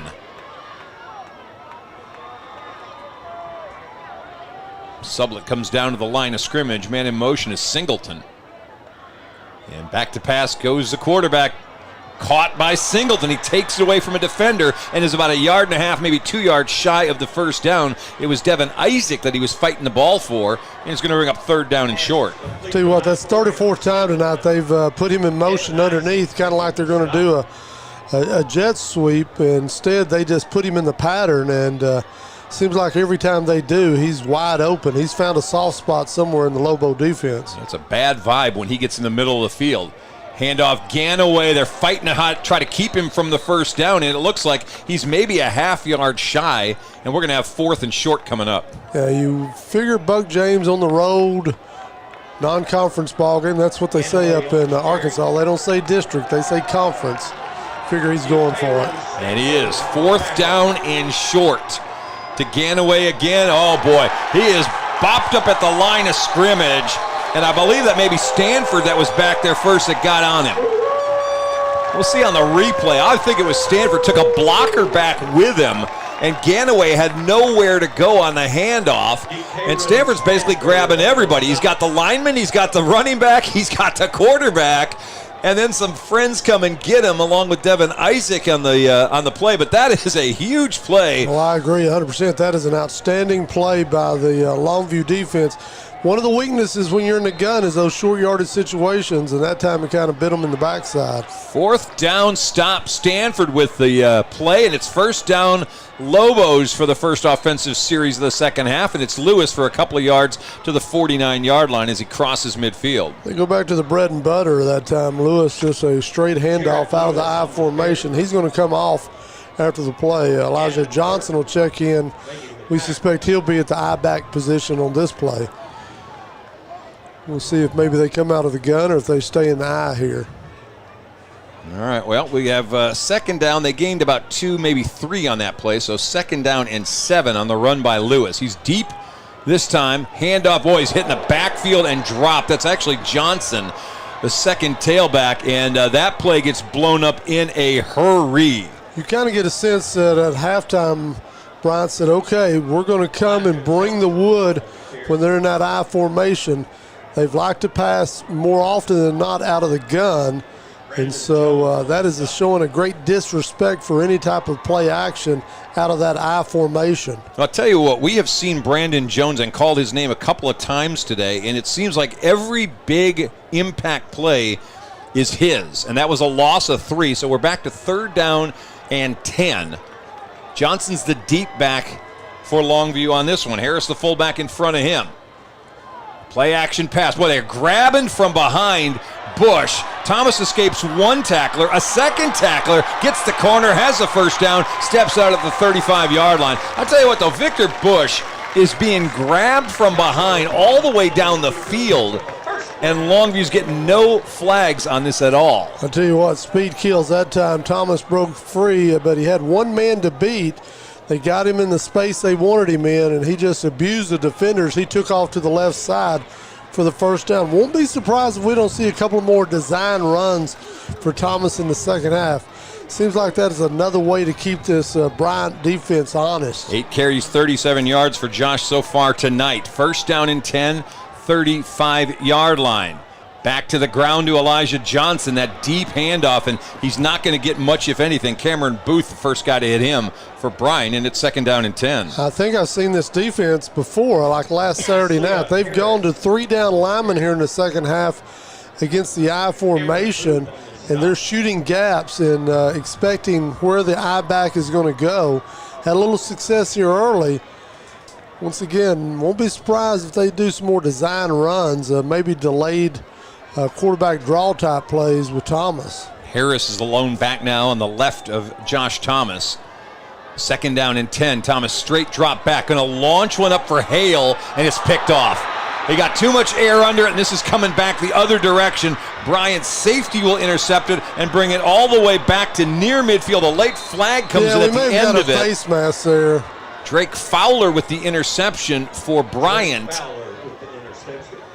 Well, a great job by the safety. He's just playing center field on that and did exactly what he's supposed to. And he just steps in front of the receiver and makes an easy pick.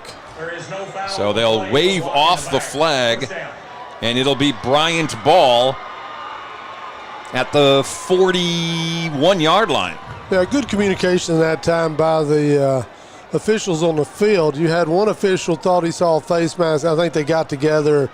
The official near to the play said, nope, he just got him around the shoulder pad. And so they waved the flag off. But great field position here for the Hornets here in their second possession of the half. Thomas with the interception on that. Just put a little too much air up underneath it and really didn't consider the safety's ability to come over. 1st down, Burnett back to pass, and he throws this one out to the sideline. That's going to be caught. We saw 13 a lot in the first half. That's their Hale, Dale Zero Hale, for a gain up to the 49-yard line for a gain of 8, 2nd down and a couple. Yeah, he is a junior. They list him as a linebacker, but he's a big kid, and he goes up and gets it.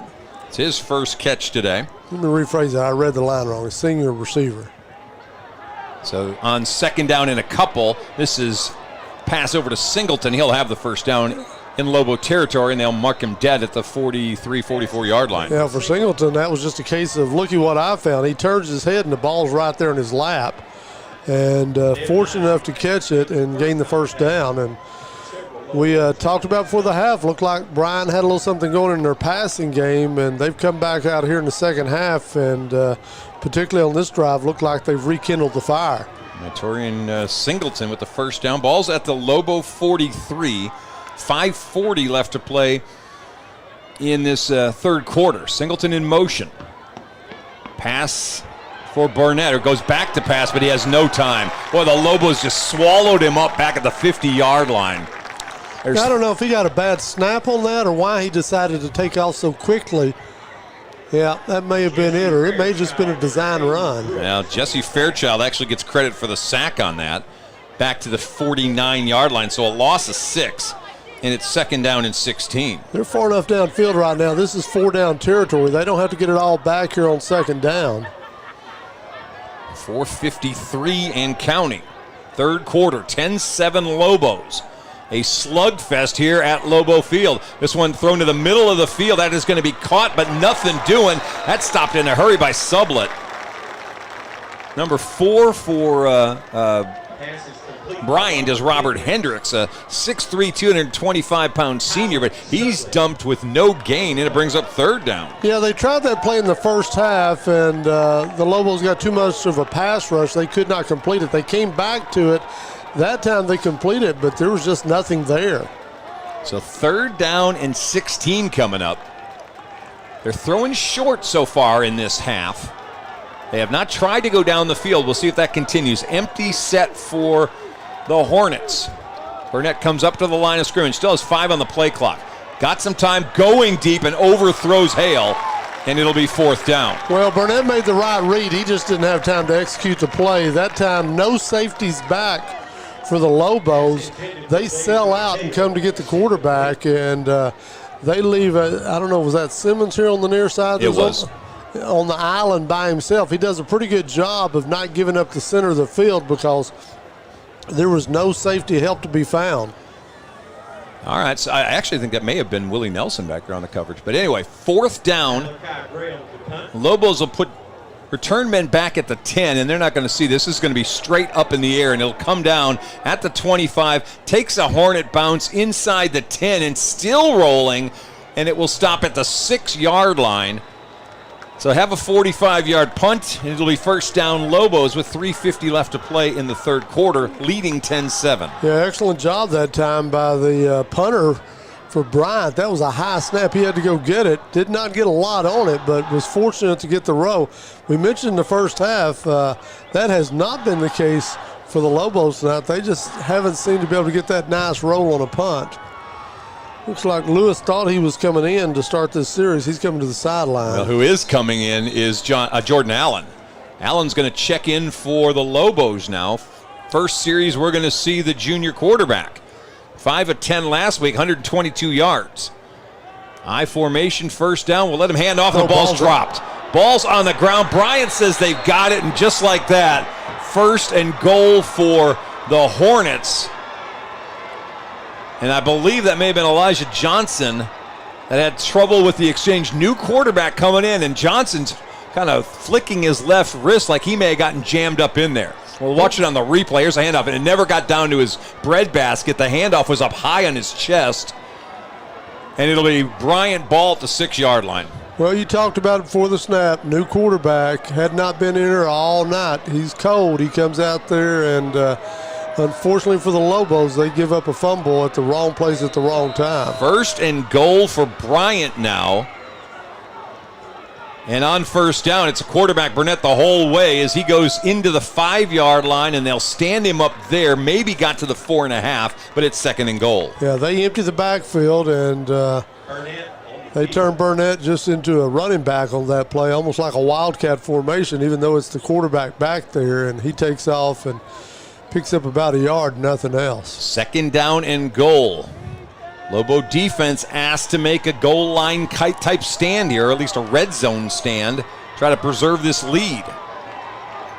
They'd be happy to walk out 10-10. Burnett going to keep it again. Got a little gap, and he's going to get in the end zone. Runs over the last defender at the goal line, and just like that, Bryant turns the fumble into 6 points, and they go in front by a score of 13-10. Well, a little bit of a quarterback draw that time. He looks like he's going to back up and pass. Instead, he just hesitates enough to allow the hole to open up and then runs it in for the touchdown. And for the second time tonight, the Lobos find themselves trailing. Yep. Point after try coming up for Fuller.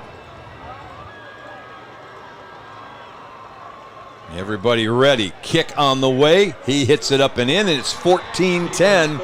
Bryant with the lead. 3:01 left to play in the third. We'll take a break here on Longview Game Day. It's a new season. And at Sport Clips, all of our stylists are clean certified and guy smart.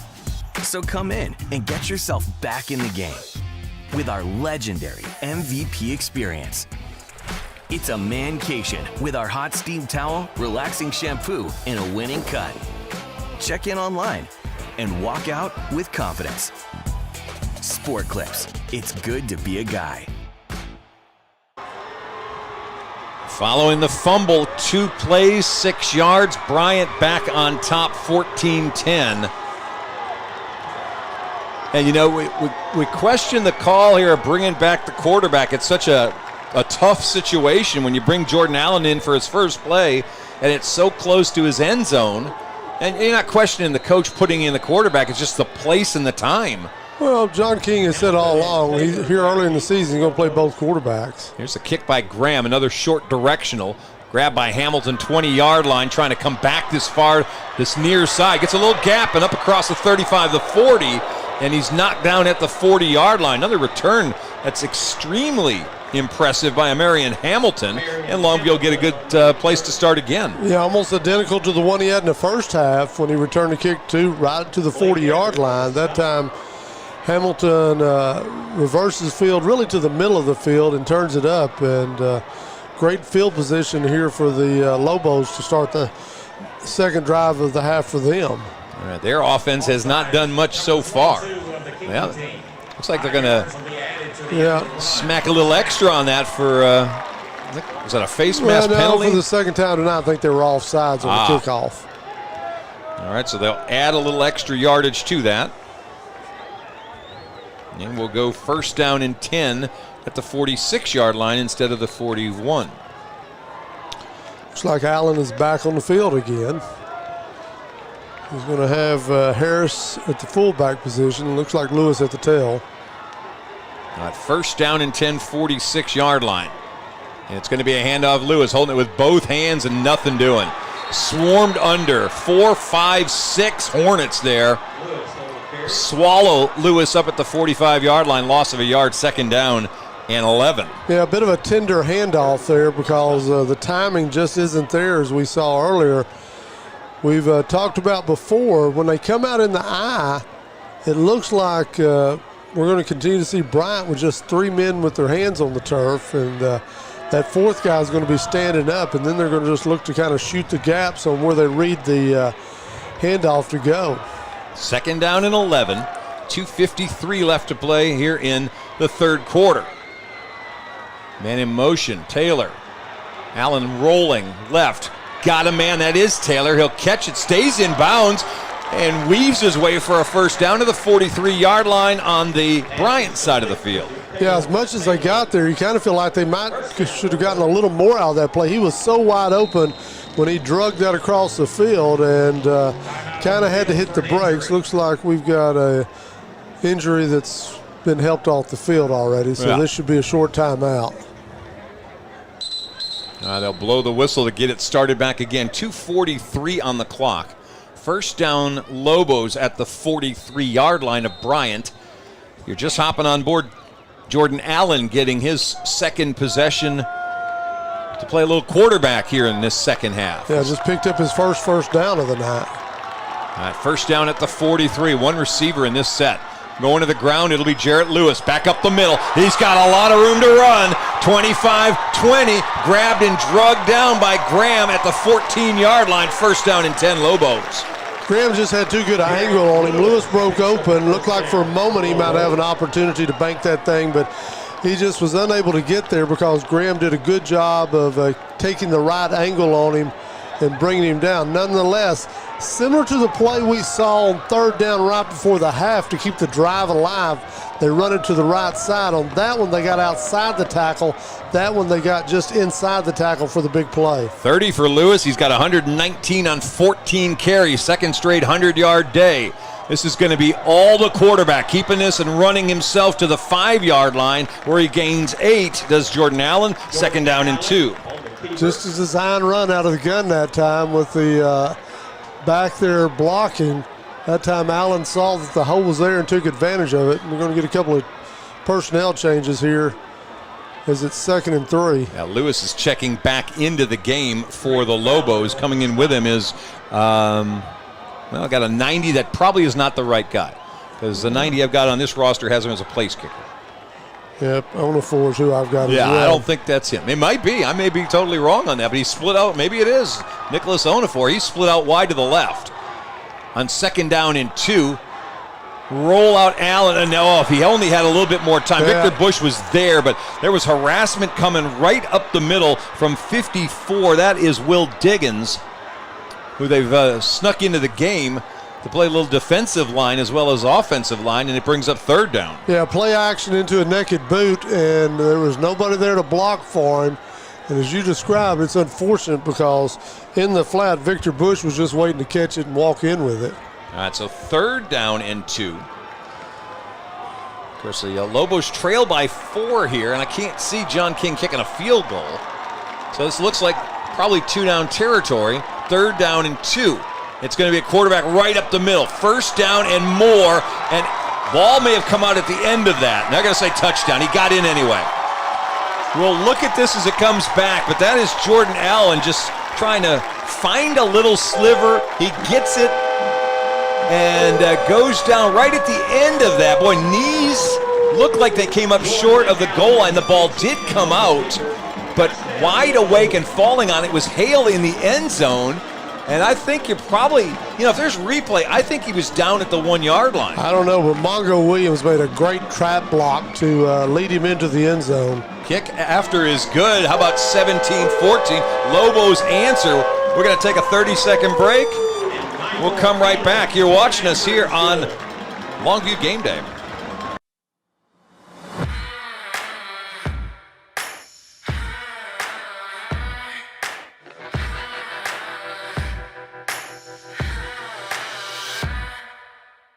And now at OR, we want to buy your used vehicle and we'll give you guaranteed top dollar for yours. And if you prefer to trade, even better, with massive savings on every new vehicle at OR Cadillac GMC in Longview. All right, well, a little good fortune for the Lobos. What looked like maybe Jordan Allen was short of the goal line and fumbled it into the end zone. It was recovered by Jalen Hale. I don't know how they're going to score that. That's going to have to go to somebody else who's more intelligent than I am about how that's going to work. But it looked like it was Hale that recovered it for the touchdown. Either way, it makes it a 17-14 lead as Longview went 50 or 40, 52 yards on 7 plays to start that touchdown drive. I think it's a 12-8-6 double play. Oh, is that what it is? Yeah, I think that's how I'm going to score that. 12-8 for 6 double play. All right, well, we got 1 minute left in the 4th quarter. Here's Fields' kickoff. He's going to boom this one, and it'll be grabbed inside the 5-yard line. Coming out to the 10, the 15, and down there. Not much. Tyler Penny kind of had to catch it over his shoulder, and good coverage that time by the Lobos. Penny, the backup quarterback, brings that out to the 16-yard line. That's as far as it's going to go. So it'll be a long field for the Hornets with 54 seconds left to play in this 3rd quarter. They trail 17-14. This game's gone back and forth now. We had 3-0, 7-3, 10-7, 14-10. Now 17-14, Lobos leading. Nobody can stretch to a 2-score lead. 1st down, Burnett keeping it himself up the middle and runs into a bunch of big bodies. Leonard Epps hit him first. It'll be 2nd down and 10. Yeah, that looked like a zone read that time, which they have not run a bunch of tonight, but that's what it looked like. from here. It's interesting to see. Yeah, that's exactly what it was. He read the end and decided to take it up the middle. Second down. He actually got a yard out of it, so we'll make it second down and 9. And we're going to have a flag down beforehand. Somebody bobbled. Yeah, it looked like the receiver here on the near side, number 11, Blake Everett may have been the one. He kind of dropped his head like, oops, that was on me. Oops, I did it again. Well, it'll be interesting to see. We've got just a little more than a quarter left in this one. We know the last few years, Bryant has not played a lot of close ball games. And so this is a little different for them to be in a ball game this tight. This is a lot different for them. It's a good test for them, though. Team that's trying for a 4th straight championship. Oh, low snap again. Handoff to Ganaway, trying to sweep to the right. Got the corner, 15, 17, 19, 20-yard line. That'll be the last play of the third quarter, so we'll go to the 4th. Lobos up 17-14. We're back here in 30 seconds on Longview Game Day. Printing your photos just got easier. Just pick your size, color, and favorite photo, and we'll do the rest.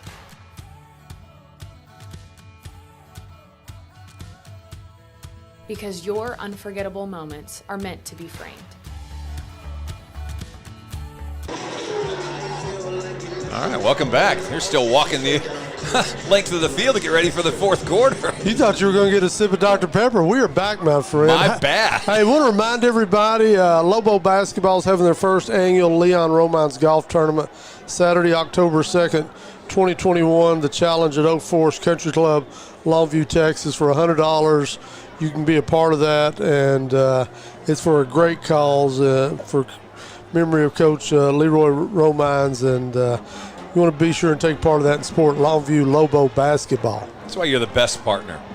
So I could get a sip of Dr. Pepper. There's a lot of reasons I'm the best That's partner, it right but there. we can't go into all that on the air, my friend. Next Thursday, we are not going to be here. We are going to be in Mesquite at Mesquite Memorial to take on West Mesquite in the district opener, 7 o'clock kickoff. We want to remind you about that. And after the game, we're shooting back down to the field because Morgan Smith and the game day crew is going to be on the field for a post-game show as well. So you got all that to look forward to. Hopefully it'll be a happy post-game show. 4th quarter.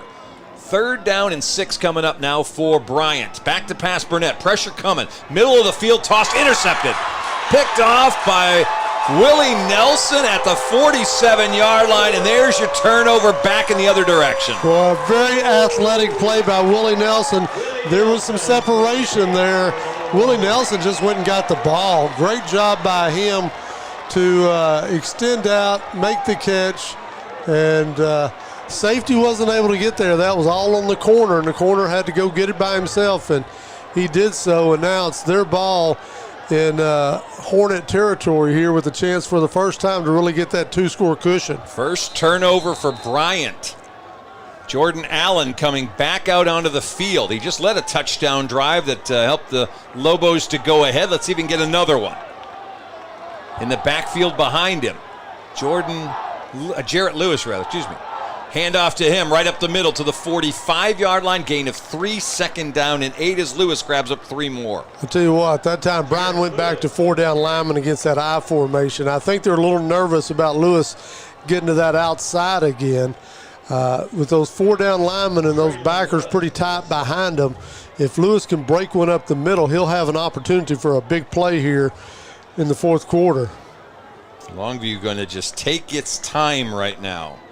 This is all about one more punch in the mouth if you're John King. I want to take a lot of clock, a lot of yardage, and get one more score in the end zone, make this a 2-score game. 2nd down, about 6. Handoff again to Lewis, right up the middle again. Powers forward with those strong legs and a little help from Contravian McFarland to get to the 39-yard line. What's going to be 3rd and a yard? Well, I thought they gave him a favorable spot there. They first motion to the chain crew to come on, and I think they are going to award the 1st down. Boy, they did get a good spot on that, a really good spot. All right, well, 1st down. He did all that extra work. They thought they should, in lieu of a ribbon, give him a 1st down. Yeah, we'll take it. 1st down, 38.5-yard line. Clock just a rolling, 10:40 and counting here in the 4th. Plenty of time left, though, for both teams to put more points on the board. Right, and Hale going to the right. Allen sees something at the line. He needed to change. And he's going to hand off to McFarland inside, and that just got stuffed right at the line of scrimmage, 2nd down and 10. Tell you what, I think the OC may have seen something on that play where they ran the dive play into what looked like it was going to be an option. Boy, that was there all day. If they come back to that, it looks like the QB or the I-back, either one could have got a big gain on that. We're getting some new bodies in for Longview as Hudson Lloyd, a senior tight end, checks into the game. We got 3 downs to pick up a first here, even though it's 2nd down. Plenty of opportunity to keep moving these chains. Clock rolling under 9:45, 2nd down and 10. This is all Allen. Off right tackle, spins across the 35, 34-yard line for a gain of 4. 3rd down and 6 coming up. While we saw Joshua Thomas make some plays with his legs tonight, throughout the season, as we've seen Allen, we see more intended runs called for him. He seems to be a little better runner, whereas Thomas has been a little better passer. You know, we've talked about the struggles in the passing game tonight. That may have been why Coach King said, let's just go to my running quarterback and see if we can put some pressure on defense that way. Jarrett Lewis back into the ball game at tailback as Jordan Allen brings in the play from Coach King. 3rd down and 6. We'll go under 9 minutes when we snap the ball. 17-14 Lobos. Trying to end a 32-game winning streak. It's handoff Lewis. Got the 1st down at the 28-yard line. He needed 6. He got exactly that. Yeah, once again, he looks like he's about a step away from just breaking it wide open. Good job by the safeties coming up and wrapping him up. That time they don't give him the 1st down. It's going to be 4th and short. Wow, that sure looked like a poor spot compared to the one before. Yeah. He had a great spot the last time. This one, they actually marked the ball it's not even a half yard short. It's just inches short. So 4th down and inches. You figure quarterback sneak right up the middle? Sure enough, Allen buries forward, and he's up to the 27-yard line. He had to get across the 28. He did that. Yeah, forward motion took him to the 1st down, so it's going to be a 1st down for the Lobos here, and they get 4 fresh ones up on the scoreboard as the clock will continue to run once they get the chain set. Yeah, there's no question that ball got across the 28-yard line. That was the 1st down. They're taking up a lot of time on this drive. Tell you what, he had to take his helmet off, so they're going to have to bring Thomas in for this play. I don't know if it popped off while he was in that pile or what, but either way, Thomas is going to have to check in. He'll see if that changes the direction. If Coach King thinks about maybe running a little pop pass or something here on 1st down. Lewis comes out as well. I think he's got equipment issues. We got a coach tying a shoe for Lewis as he checks out of the game. And it's McFarland in the backfield. He's in the tailback spot. And here comes Thomas, just kind of meandering to the left, breaks 1 tackle, still on his feet and pulling forward. And he'll go across the 24 to about the 23-yard line for a gain of an unexpected 4. And we'll keep the thing moving. Well, 2nd down and 6. Like the call, they put their passing quarterback in, put him in the gun. Looks like they're thinking pass. Instead, they run him out here to the left and pick up 4 yards on 1st down. That was some nice play calling that time by the Lobos. All right, so we got the play out of the way with Allen's helmet off. He comes back into the game now on 2nd down and 7. We're down to 7 minutes when we snap the ball again. Well, this is as good as you could hope for if you're John King. Just take a couple of minutes off every 1st down. 2nd down and 7. And it will be Allen who will kind of squirt forward out to the 22-yard line. He gains 2 on the play, and now it's 3rd down and 5. Well, that's the play we talked about. He fakes the dive play. Looks like old triple option football. That time he takes the 2nd option where he turns it upfield. People may have noticed on their screen on that play, Lewis is trailing. At some point, don't be surprised. We haven't seen him run an option pitch all night. I don't know if we've seen him run one all year. I don't think so. 3rd down and 5. Ball on the 22-yard line. Lewis back in the game at tailback. I formation. He'll get it. Up the middle he goes to the 20-ish yard line, and now it's going to be another fourth down, this time 4th and about 3. Yeah, and this is not one that's going to be in the range of a quarterback sneak. I'm kind of with you. I'd be surprised if Coach King even considers the field goal. He's got his running group in there. Now, let's Maybe talk about a timeout here. He may want to milk this thing down, take a timeout, and think about it a little bit. He's still got 20 seconds on the play clock, and he's not doing anything in a hurry. Bryant's got all 3 timeouts. They're down by a field goal, so they could certainly tie this thing if they get the ball back. They don't have to go to the goal line if they take the ball away from Longview here. See if they try to draw him off with a hard cadence here. He doesn't have much time. 2, 1. They're going to have to do something, and they just get the snap off. This is tossed back toward Hale. He goes up, makes the catch. Touchdown, Longview. Wow. Gutsy call. I don't know if it came from upstairs or on the sideline. They run a little play action, run him off to the corner. Basically what you'd expect to run down in the end zone. They just make it a jump ball, and their guy was better that time. For a second time tonight, we've seen Jalen Hale go up and take a ball away from a Bryant defender. This one, like the last one, cost him 6 points. Fields on for the point after try with 5:20 left in the game. The Lobos, for the first time tonight, go up by 2 scores. 24-14, back in 30 seconds here on Longview Game Day. At Godarzi and Young, we take things more seriously. Every case that's handled at our office is handled by a team.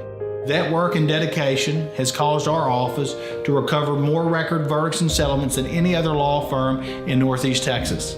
It is our obligation to make sure our client has the financial backings and the manpower to be successful. We are exactly who we say we are. We're trial lawyers who've gotten results year in, year out. Well, for the second time tonight, Jalen Hale has shown that jump balls are his thing. He got Josh Rice in the first half. He got Ethan Primus here in this fourth quarter. By the way, that is his 18th career touchdown reception. Hello, Malcolm Kelly, who he's just tied for 3rd all-time on the Longview list. Well, when we saw Longview the first couple of weeks, we saw him in the scrimmage against Texas High. We saw him against Marshall. You kind of wondered how they would work Hale into this run-dominated offense. Every week it seems to get more natural in the way they use Hale in the middle of John King's ground game. 10 plays, 47 yards, 5:58 off the clock. Yeah, that's not what you want there. Yeah, Fields kicks that one out of bounds.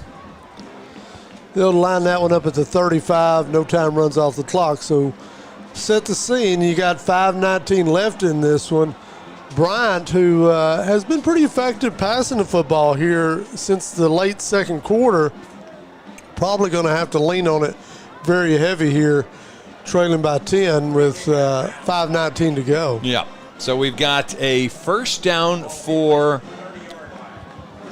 Bryant at the 30-yard line, not the 35. Oh, excuse me, I'm going the wrong league there. Well, you got to stay in this league. I know. All right.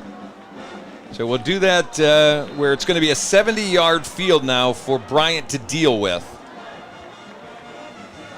All right, so we're changing our mind on the postgame show. Never mind. You on that. No luck for you guys tonight. Forget it. Low snap, first down, tossed to the middle, boy, knocked away. Good hands that time. Kylan Sublett got that paw up there and knocked it away on the intended pass in the middle of the field. They've gone there a couple of times for Mytorian Singleton. Sublett knocks that away, 2nd down and 10. Yeah, probably fortunate Sublett didn't get both hands on that thing. They went to the well just one time too many. That's been a very effective play call for them tonight, but that time the Lobos had just seen it one time too many and were able to knock it to the ground. 2-score lead now for Longview. 5:15 left in this game, 24-14. And they're coming after the quarterback. Oh, pressure coming and almost de-headed Burnett as Jeremiah Rugley got in there in a hurry for the sack all the way back to the 23-yard line. And it's going to be 3rd and 17. Yeah, they were lucky they didn't call him for just an arm bar or something there. He went high on him, but he did not go helmet to helmet. Had he gone helmet to helmet and launched him, he'd have got an early exit tonight. But he went up there with the arm, and as you described, almost a clothesline top tackle. That's a couple of times we've called Rugley's name tonight. He's got a couple sacks. Tell you what, if you're Burnett, it's not going to be easy to recover from that. No. Where did he come from? 3rd down 17. He's tee enough to come again. This time they stand him up at the line of scrimmage, and he's still going to get in there on the tackle, and it's still going to be a sack. He'll get a half sack that time as he shares the credit. Let's see who's down there at the bottom of that pile. I think that may have been Caden Brooks down there as well. Either way, it's 4th down. Yeah, Hornets are going to have no choice but to punt here. And I tell you what, it all goes back to the fact that with the 2-score lead, they knew that the Hornets were going to have to pass. And once they knew that, they could kind of unleash their pass rush. And it was just a quick 3-and-out and a painful 3-and-out for Burnett. All right, well, they're going to have to punt. Waiting on a man to get on the field. They're 1 short. Play clock's down to 5. Now they're ready to go. 3:40 and counting. 2 men back deep for the Lobos. This is a short kick gathered in at the 38-yard line, and it'll go up to about the 41, maybe the 42-yard line. That's Taylor, I think. Yeah, a couple of yards on the return for DeKalen Taylor. And that's where the Lobos will take over with 3:28 left to play in the ball game. Yeah, DeKalen comes up a little hobbling there. I don't know if that's a cramp or, it looks like the way he's bending his toe up, he's just cramping out here. Mild night, but still kickoff in the mid-80s tonight, so it's still warm, and you get a few cramps this time of year. All right, to the ground you figure the Lobos will go. Jordan Allen back in there. Tell you what, after a shaky start in this one, where he had the fumble on his very first play after the exchange, he's been pretty solid. Allen's got 5 carries, 21 yards, and a touchdown. On 1st down, deep handoff, and that is a nothing play. Elijah Johnson met in the backfield as Bryant was blitzing that time. Yeah, Elijah's hurt, and I don't know. Yeah, he got twisted up funny at the end of that. That may be down somewhere. We're not going to comment on what's hurting, but either way, he is down, and that's going to unfortunately stop the clock, which is positive for the Hornets. So it's Cameron Booth on the tackle, and he got kind of twisted up Elijah Johnson on that play. And it'll be a loss back to the 38-yard line. Clock is going to stop with the injured player. Yeah, Elijah's going to hop up and hobble off there, but nonetheless, I tell you what, that's a lot of faith they're showing in a sophomore to give him a touch here late in a very what's been a tight ball game all night long. All right, so a loss of 3, 2nd down 13, and thankfully he's up walking around, so that's good news. 3:17 to go here. 1 first down would just about do it. They would have to burn up all their timeouts after that, and they're going to start the game clock back. Jarrett Lewis checking out of the game. Marion Hamilton comes in. Plenty of time left. Really no hurry to get this play off. Only back in the backfield is McFarland on 2nd and 13. Still got 12 on the play clock. And they're going to milk this thing as far down as they can. And we're going to have a Longview guy. That's the problem with waiting. Yep. When you wait, you ask those linemen to sit there and wait as well. And sometimes it's just too much. It's too long. Now you got another 5-yard loss, and the clock will stay stopped this time around. So back to the 34-yard line. 2:57 left in the game. 24-14 Lobos. Expect Buck James to start taking timeouts after this play. Well, he's going to have to work fast. He's got to get 2 scores. You think they probably will make a run at the punter if they can force a punt. 2nd down and 17 See now. what, Hell's all by himself on the far side. And they're going to run this. This is going to be Allen, 40-yard line, lowers the shoulder to the 42 for a pickup of some. He got about 8 back, and it's going to be 3rd down and around 9. Well, it'll be interesting to see. I do not see Coach James taking his time out. He may be content to get on the bus and head back to Arkansas, but a little surprised he didn't burn one on that play. Well, you know, for the Lobos, this is a good win. I don't care if people bemoan it's an Arkansas team. This is the state champion at the highest level for 3 straight years in Arkansas. They may not be the quality of a 6A in Texas, but they're a 7A in Arkansas, and they're the best team in the state. And they've gotten everything they could hope for from the Lobos tonight and more, apparently. It's going to be Allen back to pass. He'll throw this one caught by Hamilton, picking his way to the 48-yard line where it'll bring up 4th and 4. Most important thing Hamilton did on that play was he turned it inside. He could have taken it outside, but he knew that is not what he wanted to do and get over there where he would get pushed out of bounds. Eventually, Coach James does call his timeout. Like I said, a little surprised he didn't call it sooner. Don't think they're close enough that Coach King would consider going for this on 4th down. Might come out, try to draw them off. They're within the 5-yard zone where if you could get a hard count and maybe draw them off to get you a 1st down, and 5-yard penalty wouldn't hurt you that much. No, but by the same token, there's no way in the world I'm risking giving them the ball at the 50-yard line. No, I'm not saying go for it. I'm just saying you do a hard count, try to draw them off, and if they don't come off, then you take the 5-yard penalty. For the Lobos, this is going to put them to 3-1 if they can finish out the last 2 minutes. And after a 40-7 loss at Denton Ryan, or against Denton Ryan at the Star, and people kind of grumbling about it, this team's young, this team got a good win over Marshall. Wasn't pretty. You got to win. Got a really good win last week against Tyler Legacy, and now a really quality win against a good Bryant team if you can finish it out. Fields is on to punt. As Longview is going to, again, drop back Kendrick McCardell back around the 10-yard line.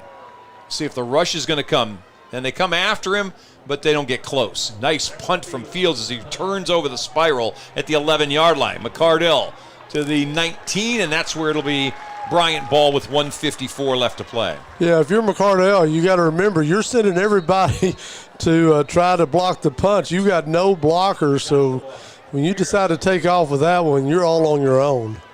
So we're down to the last 1:53. 2 timeouts left for Bryant, and they've got to have 2 scores. Next weekend, Bryant's got Fort Smith Northside. I think that's a conference game for them. I think they enter into conference. And the week after that, they've got the Catholic High School of Little Rock. All right, 1st down and 10. Burnett comes under center for a second, then steps back. 5 receivers set on 1st down. Lobos pinning back their ears, and they're sending blitzers. Rugley coming. This one thrown really early and way in front of everybody. 2nd down and 10, and that's a result of seeing Rugley out of the corner of his eye. Well, and I bring up the future schedule being conference. You wonder how much he's going to risk Burnett here the week before conference. He liked to got his head knocked off in the last series. That time, Longview brought at least 2 extra rushers. They may have brought 3. It seemed like the whole house was falling down. How about some scores on the way? Tyler beating Mesquite Horn. They're in the 4th quarter, 28-20. McKinney 50, Sherman nothing. Highland Park has moved ahead of Rockwall 45-31. 2nd down and 10. Back to pass. Again, Burnett. Misses one guy, and there's Rugley again. Chasing him down from behind. It won't be a sack because he got a yard forward out of it, but it'll bring up 3rd down and 9. Yeah, it's unfortunate. He had Singleton by himself over here in the flat on the near side, just was unable to get the ball to him. And, boy, since Longview's known they can just go after him, it's been a tough go for Burnett here late. Clock keeps going. Bryant not taking any timeouts. 3rd down and 9 at the 20-yard line. Minute 15. Got a guy in the backfield with Barnett this time. He goes back to pass. Quick toss, caught. 25-yard line. I think that's Knox. He's going to go up to the 40, or it's going to bring up a 1st down for Bryant as they hang around. Yeah, it's really the first time Longview had put the umbrella out. They had the safety deep, and so they were able to come up and make the play that time. It knocks on the slant, so they keep going. 50 seconds. Burnett back to pass again, going to another slant. This will be 5 yards. Knox stays on his feet, and he'll make it a 6-yard gain, and it's 2nd down and 4. Yeah, he was able to get out of the grasp of Buddha that time, but other Lobos had shown up by that time as the clock continues to run now, about 30 seconds left. 2nd down and 4. Last 30. Back to pass again, dumped to Ganaway. 1st down, 50-yard line. Tackled just across midfield. Boy, hustling over there on the from the defensive line spot. Caleb Woolridge makes that tackle at the 49-yard line. It'll be 1st down and 10. Tell you what, Ganaway's a good-looking back, and they've held him pretty well in check here, particularly in the second half. All right, we are coming down to the end of things. Yeah, timeout. Yeah, they got a timeout. They had a player that was asking for a breather, and so I think that's what that was about. The player Rugley was patting his helmet, waving, just couldn't get anybody to come get him. And I think they decided, well, let's just go give him a breather. Yeah. Final now, Rockwall Heath 70, McKinney North 35. Well, McKinney North at least put some points up in the second half. Yes, they did. So at the moment, Tyler looks like they're going to win if they can hold on. Highland Park's going to win, and Longview's going to win. We'll get 3 wins. We'll get 3 losses this week. And that looks like probably the top 3 in the district. Well, that's what we expected coming in, and so no surprise that that's the way the chips are falling right now. Next week, Thursday night game. We'll get to see West Mesquite at Mesquite Memorial. It's an earlier start time, 7 o'clock. Back to pass. Burnett in trouble, rolling left. Ruhley giving chase. Caught at the sideline, out of bounds, 25-yard line, 24-yard line, and that again is Knox, and it's going to leave us time for one more play. Yeah, 5.4 left on the clock. Once again, really nice win tonight for the Lobos. Remind you, they did it tonight without arguably their best defensive player. Boone was not here. Without Tatum, the starting I-back tonight. All right, clock will start on the snap. Last play, unless there's a penalty. This one's going up for the end zone, and it is it's going to caught. Yeah, that was a great caught play in that the time. end zone. That is Robert Hendricks who makes the catch in the end zone. So with no time on the clock, the Hornets will get one score and try to put on a point after to at least make it a little bit more respectable looking. Well, they cover the spread anyway. Yeah. Not sure if there was a spread on this one, but that was an outstanding play that time by the Hornets to tack some more on the board. Little salve on the wound as they load up for the 4-hour bus ride back home to know they didn't get run out of here tonight. All right, point after try. It'll make the final score whatever it's going to make it. They'll pop this one up and good. 24-21. They're all zeros on the clock, and the Lobos go to 3-1. They snap a 32-game Bryant winning streak, and they set themselves up on their own 3-game winning streak as they get ready to go into district next Thursday night in Mesquite. That's no small feat. I think you ought to repeat that. How long was the winning streak? 32. 32 games, 3 straight state championships at the highest level in the state of Arkansas. This was the best team. Told you coming in, Max Preps had them at number 67 in the nation.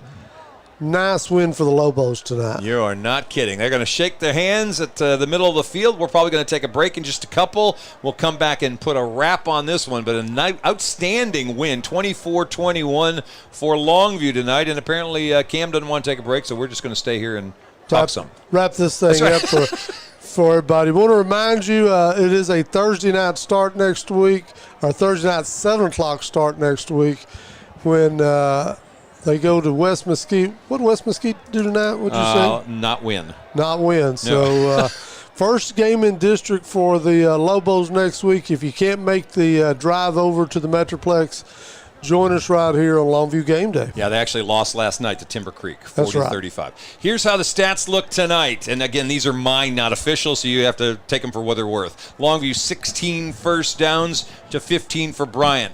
Lobos ran 42 times, 214 yards on the ground. Bryant, 27 rushes, 55 yards. Passing the football, Lobos were 7 of 18 for 137 yards, 2 touchdowns, and 1 interception. Bryant was 16 of 27, 231 yards, 2 touchdowns, and 1 interception. The Lobos lost 1 fumble. The Hornets did not lose any. Penalties, they're kind of mixed up here. 4 for 30 for Bryant, 4 for 20 for Longview. Third down conversions, Bryant was 3 of 11. Longview was 4 of 14. We're talking about the leaders tonight. Jarrett Lewis, 18 carries, 135 yards. Josh Thomas had 9 for 40. Jordan Allen, 6 for 29. For Bryant, 15 rushes for 50 yards for Chris Ganaway. 12 rushes, 5 yards for Carson Burnett. Passing the football this evening. Well, Carson Burnett went 16 of 27 for 231 yards, 2 touchdowns, and 1 interception. For the Lobos, Josh Thomas is actually the guy who threw the ball the most. He was 7 of 18 for 137 yards and a couple of touchdowns. And receiving, Jalen Hale, 2 catches, 86 yards, both of them touchdowns to lead the way. Jartavian Wright had 3 for 33. DeKalen Taylor, 1 for 12. Amarian Hamilton had 1 for 6. For Bryant, Singleton, 6 catches, 92 yards, and a touchdown. Hendricks, with the last-second catch, got the other touchdown tonight for the Hornets. kudos to Coach King and his staff. I really thought the game changed tonight when he made the decision in the second half to bring in Jordan Allen, really commit to the running game. First play, it looked like a bad idea. They had the fumble, gave up the quick touchdown to the Hornets. But after that, Jordan Allen really settled in. Running game got going. They struggled in the first half passing the football, but in the second half, they kind of just manhandled them. Yeah, I'm going to mess up my stat here because the touchdown, that was the last one to Hale, was actually thrown by Allen, not by Tom. I put it in as Thomas accidentally. So it's 1 touchdown today for Thomas and 1 touchdown for Allen, just so we get that square. I don't want to rip anybody off of a touchdown pass. I inputted the wrong information. That's all right. And as is always the case here at Longview, a little Lee Greenwood to remind everybody what a great night it is when you get to have Friday night lights here in East Texas and some football. Homecoming, you get a win, you're heading to district, and Longview game day was here. What can be better? Hey, sounds like a good deal for everybody. All right, 24-21 the final again. We'll take you out with Lee Greenwood singing his way to the final. You've been watching us here on Longview Game Day. For Tony Kirk, I'm Chuck Zach. Thank you so much for tuning in with us. Hope you enjoyed the broadcast. Again, if you can't join us in Mesquite next Thursday, you can join us on Longview Game Day for the presentation. You guys take care. Have a great weekend. So long, everybody.